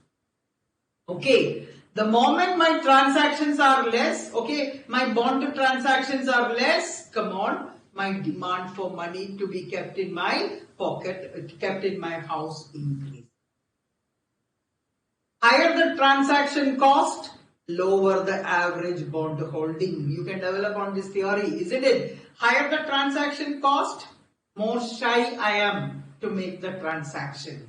I will reduce the number, I will hold more money with me because my objective is to minimize economic cost. And lower will be my average bond holding. And therefore, finally, increase in brokerage make the switching difficult. Increase in transaction cost. Take the case of COVID time. What Tobin said is correct. I was examining, isn't it? When COVID came, what did we all do? It is because of physical difficulties. When COVID came, what did we do? Our transaction cost increases. Not in terms of money, but in terms of shoe leather cost. Going to the bank is risky. We are afraid, isn't it? So what did everybody do? They all went. Many people, they were, when we conversing, many people said, take a lot of money and keep in your. Take a lot of money and keep in your transactions. So that there is uncertainty. It is difficult because unless you have your own vehicle, you can't depend on hired vehicles. And what happened actually? Come on, inventory of money increased. And what did we lose? The interest rate that you would have got if that money were remained in the bank. Clear? So this theory is actually correct. That is what I am saying. Okay. During COVID period, this is an empirical test for the theory, right? So people hold more real balances or money. More money because for precaution, we do not know what is going to happen, right? Less of bonded transactions, right? Right. So what happened? We lost interest.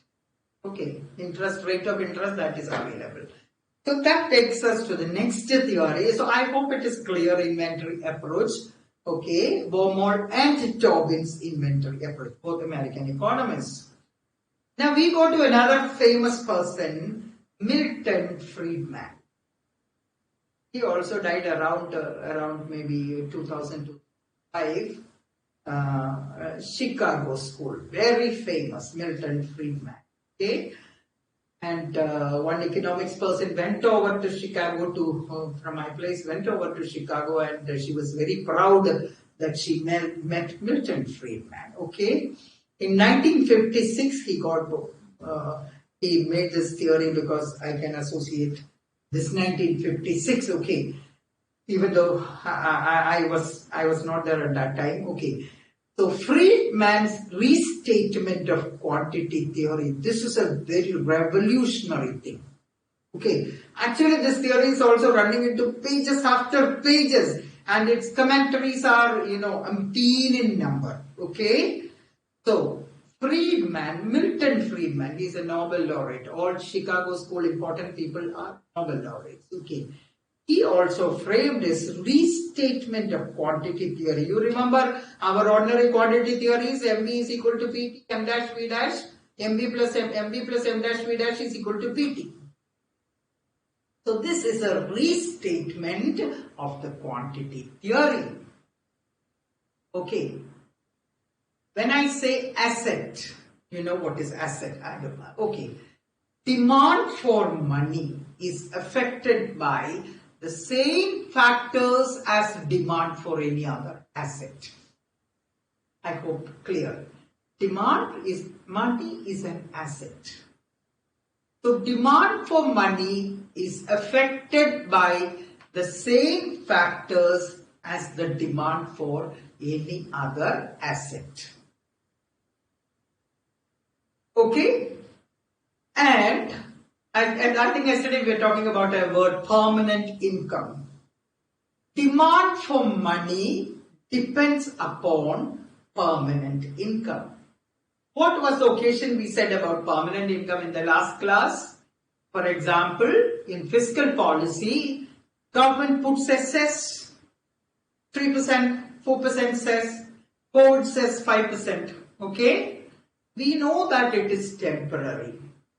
we are not going to change our consumption pattern and our effective demand. We are not going to reduce our consumption because we had to give this 5% cess or because we have to give more as taxes, because our consumption more or less depends upon our permanent income and not on transient income. Okay, right, not on this year's income. I have developed certain consumption patterns from which I cannot deviate because I am paying more taxes this year. Okay, so let's come back to this. Okay, Milton Friedman says demand for money depends on permanent income first of all. What is permanent income? We will come to that later. Demand for money, secondly, depends upon relative returns on assets.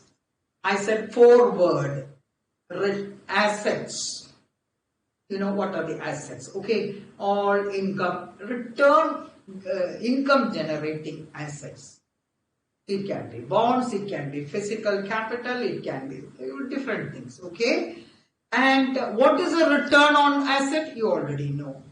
Say for example, I can earn 10% return if I invest in a bakery business. Yes, and then any machinery which is used for bakery. Okay, 10%. Or I can make 8% because you are doing all these capital budgeting. Definitely, you know that. And what is the relative return? Return on money and return. So money is also an asset. So you compare the return of keeping money and the return of other assets. You're comparing the return of holding money. Actually, it is 0 because when you hold money, you don't get anything, isn't it? You have an opportunity cost of holding money. Returns on keeping money and you compare it with the returns on keeping asset.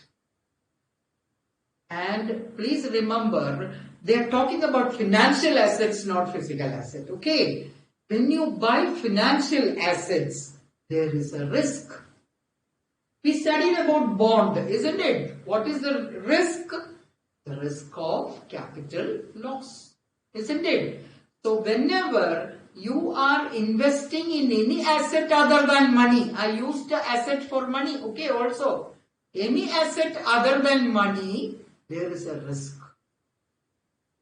Okay, and that is how he is incorporating risk. Then it is a lot of mathematical formula.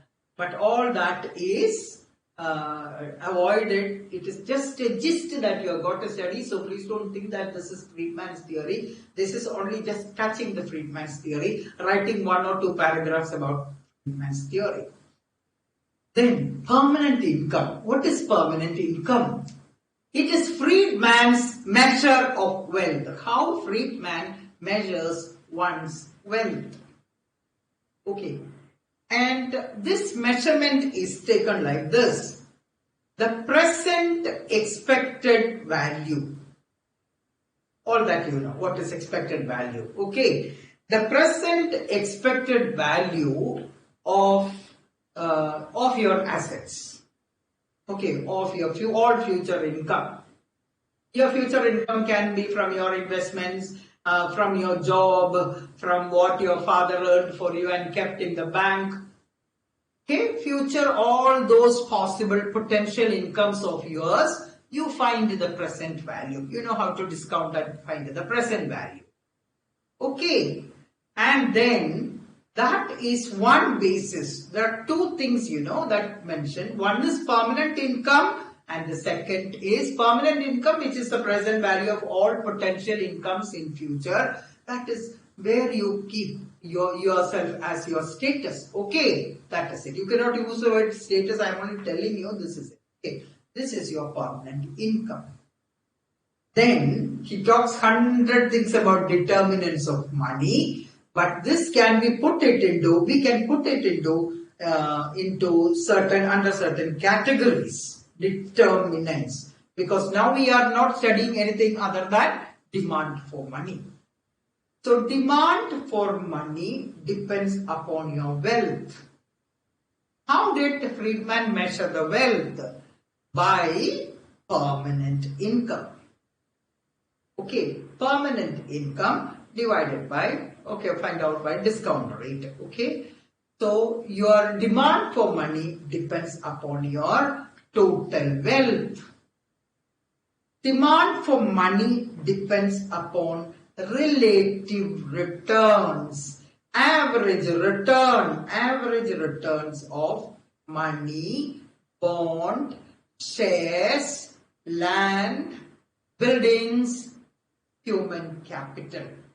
Physical capital, human capital. You will be having so much of physical capital. Lord, some people, okay. Some people have money, return on money, because he's saying that money is also an asset.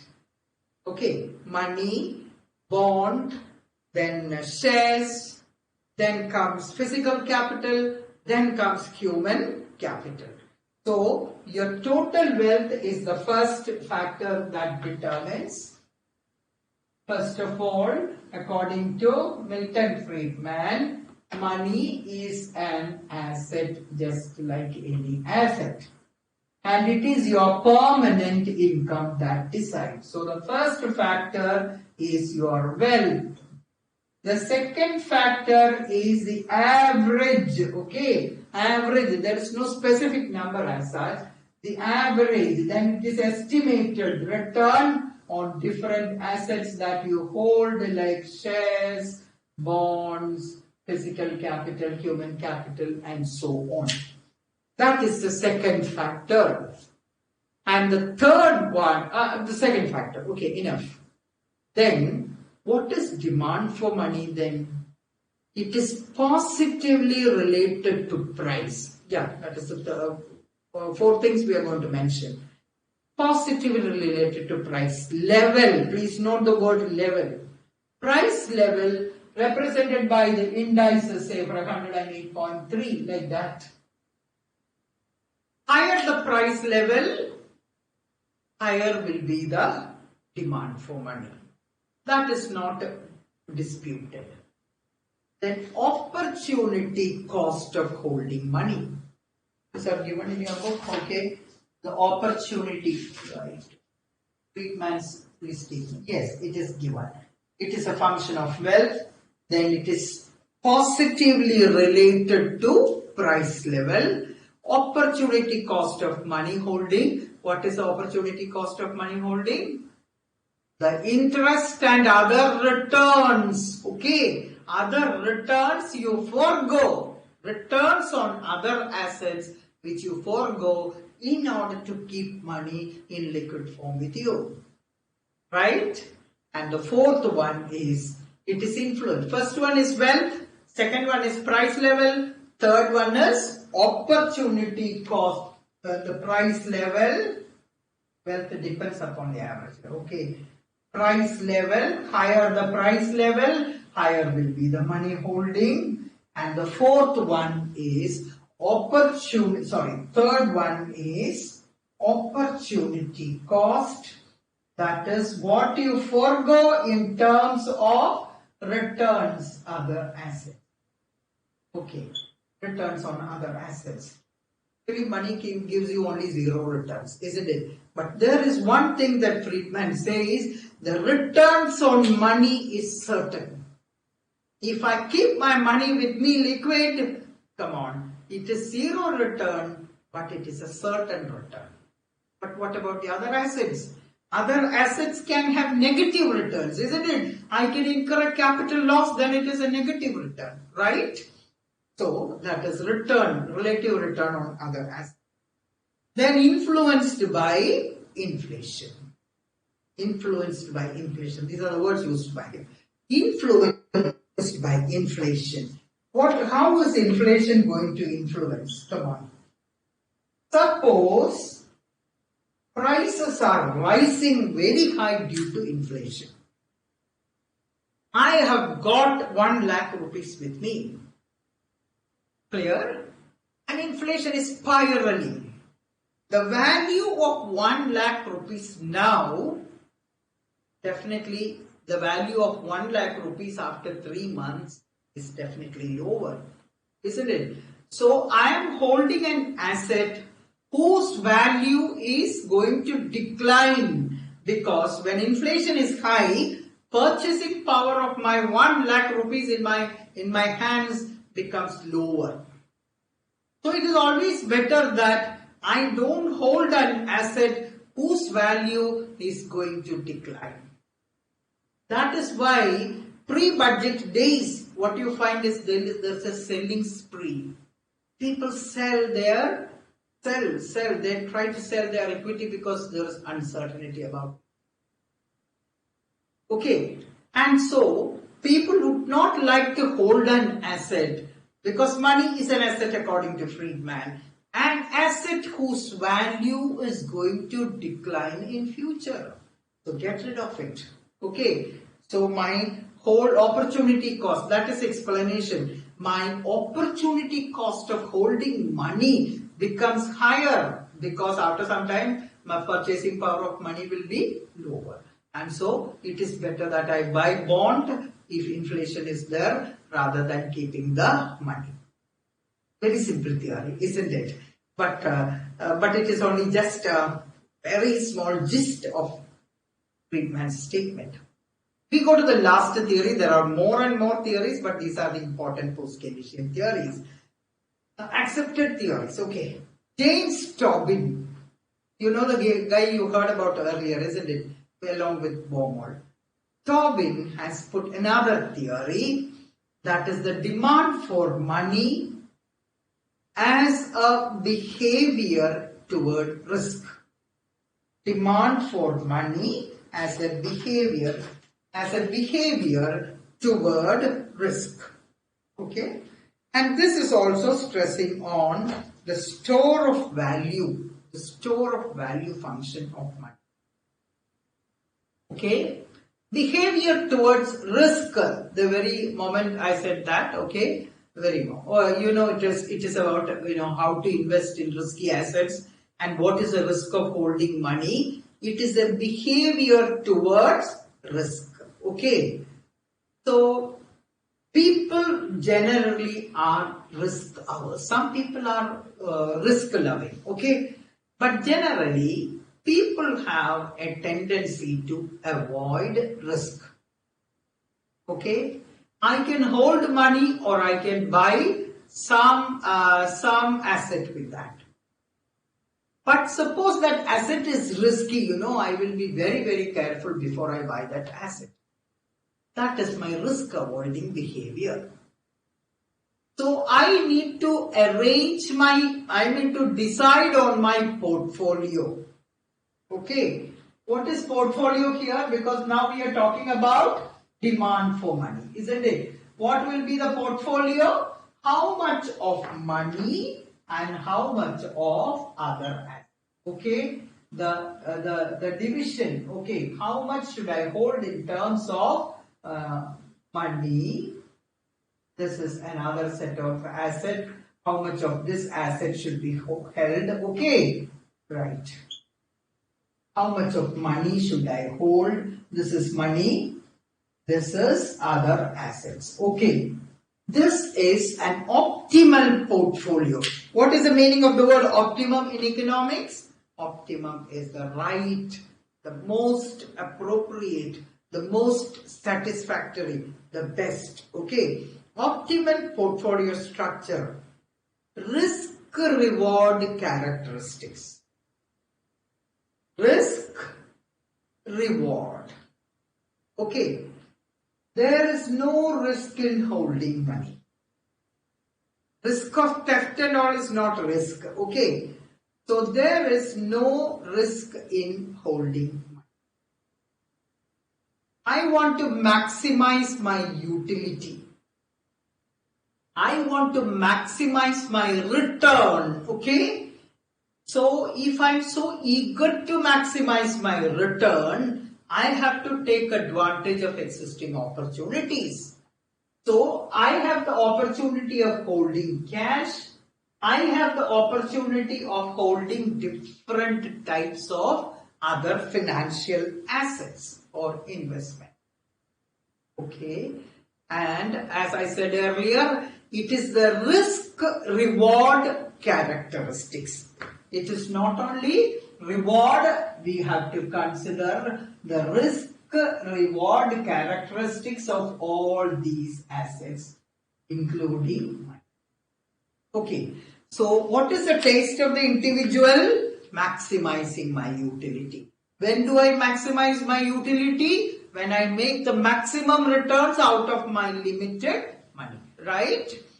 So demand for money is, as I said earlier, it is a store of wealth, right? Then the rate of return, I am storing money, I expect a return. When I hold money, I have no risk, I face no risk. So certain return, rate of return of holding. Okay, the rate of return of holding money is certain, sure. Even if it is 0, it is sure. It will not go below that.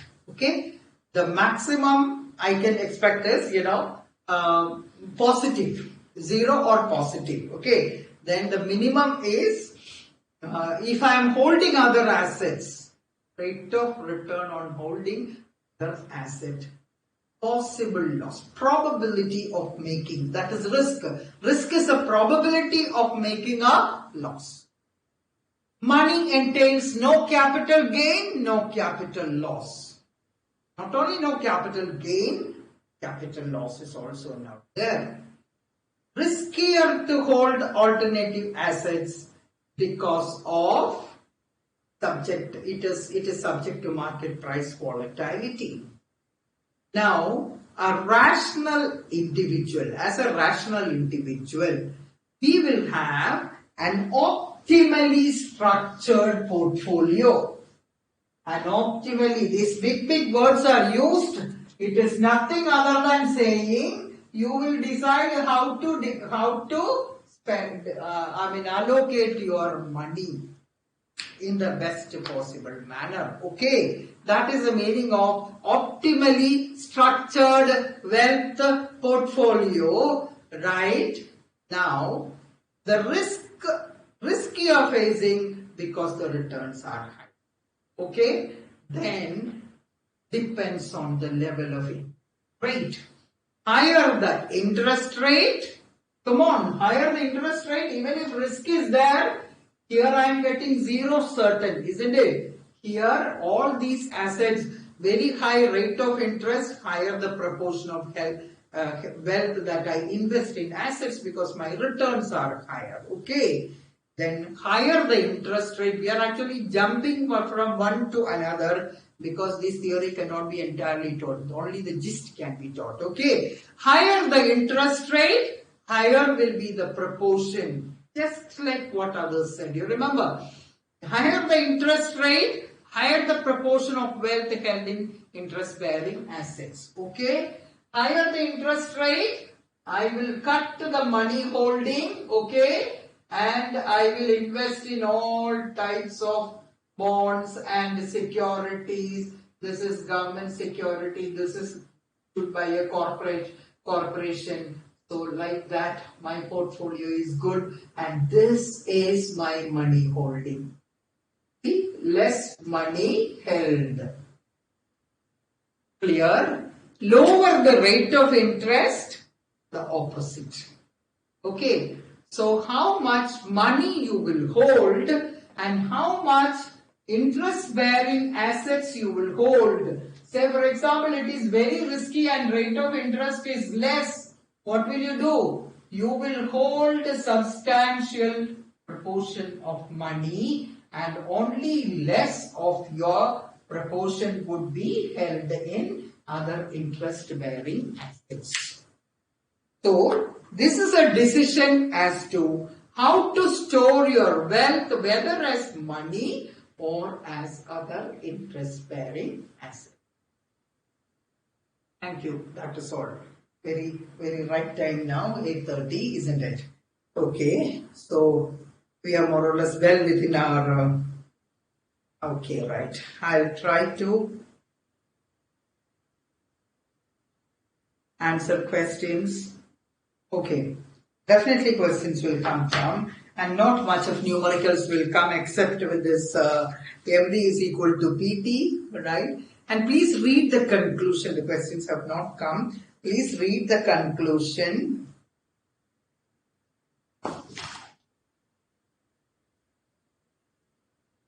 The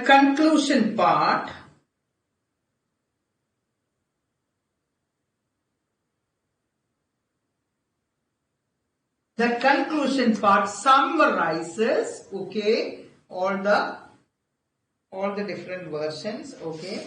Okay. So what did we, questions? No question, madam?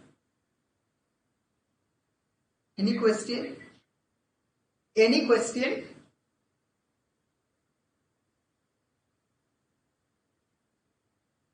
No. I didn't get. Yeah, yes. Questions have come. Yes, there are only 4 questions, right? Yes, good question. Velocity must be different. This question is from Janvi. Velocity must be different for different currency. We will find of different currency differently, we'll average it. No. Velocity is assumed to be constant. Because it's not different currency or velocity. That is, velocity means, in that context, in the theoretical context, it means, that you will understand tomorrow. When velocity increases, when money supply, it has the effect of increase in supply of money. As I said, if you have 10 billion money that is issued by the central bank and nobody does any transaction, there is nothing like a multiplier effect, or everybody keeps entirely it in your pocket. We are going to study the theories tomorrow. Keep in your pocket, the problem of having more supply of money does not arise. Okay.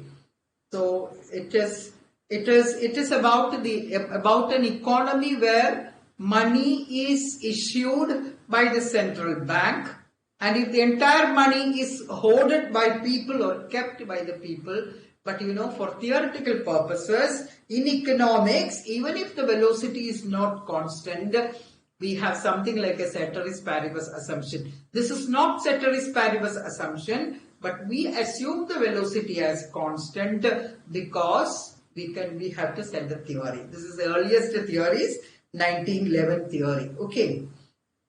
Due to digital payment, velocity decreases. No, when you are making digital payment, it is not, when I said, oh, very good question. When I said that 10 rupee changes hands, okay, it does not mean a 10 rupee. Nowadays, it can be digital currency also. So digital transaction, one person's expenditure becomes another person's income. He spends it, it becomes another person's income. He also spends it, a chain of reactions are initiated. So digital currency and the other currency, both are the same. Then Vandana Singh here. 4,400 divided by 50. Maharashtra, I don't get the meaning of this. 4,449.5 divided by 50. Is it a rate of return you are calculating or something like that? I don't know. 5,000. Then cryptocurrency, is it illegal? That is Ria asking me. It is not legal. Okay, the government has not made it legal. That case is still pending in the Supreme Court, saying that the order in 2017, cryptocurrency was declared illegal by the Reserve Bank. Ever since that, a case was going on whether cryptocurrency can be, keeping of cryptocurrency and making it for making payments, using it for making payments, will it be illegal? They declared as keeping cryptocurrency. You know, there was an ordinance came keeping cryptocurrency, transacting in cryptocurrency, sale, trade, etc. in cryptocurrency is illegal. But the present order of Supreme Court says, you know, that is Reserve Bank of India has no right to declare like that, because Reserve Bank of India has control only on the legal tender that is issued by the. In the next class, I will bring the you know, gist of cryptocurrency. So it is not legal. That's what I can say. It is not legal. It cannot be legal tender in our country, because cryptocurrency is in your wallet, isn't it? Not in your physical wallet. Cryptocurrency is in your phone. Cryptocurrency is in your you know, internet, right? In your okay, then you can, if someone else is, yes, people are using cryptocurrency in India. Okay, you heard last year Amitabh Bachchan how much money he lost because he was trading in cryptocurrency. Because cryptocurrency is traded in exchanges. Okay, even though it is not at all under SEBI, and we in India do not, I don't think we have any cryptocurrency exchange as such. I should check. Okay, then it cannot be legal tender, and Reserve Bank of India will not be responsible for any loss or any damage that is caused because of cryptocurrency. Okay, so at least for the time being, it is better that we don't. Okay, if you are interested, you find out about cryptocurrency, right? Then I don't believe cryptocurrency, because you know, they say altogether only 21 million currency can be you know, mined. I don't believe people when they say like that, because once it becomes some 16-17 million, it's already over. Okay, so when people say that it cannot be mined, you know, they can always say they can mine more, isn't it? Which means the entire value of their money, cryptocurrency supply increases, and if you hold cryptocurrency, the entire value of your cryptocurrency can collapse, isn't it? So I think I better believe Reserve Bank of India rather than the cryptocurrency people. Who is best Indian economist?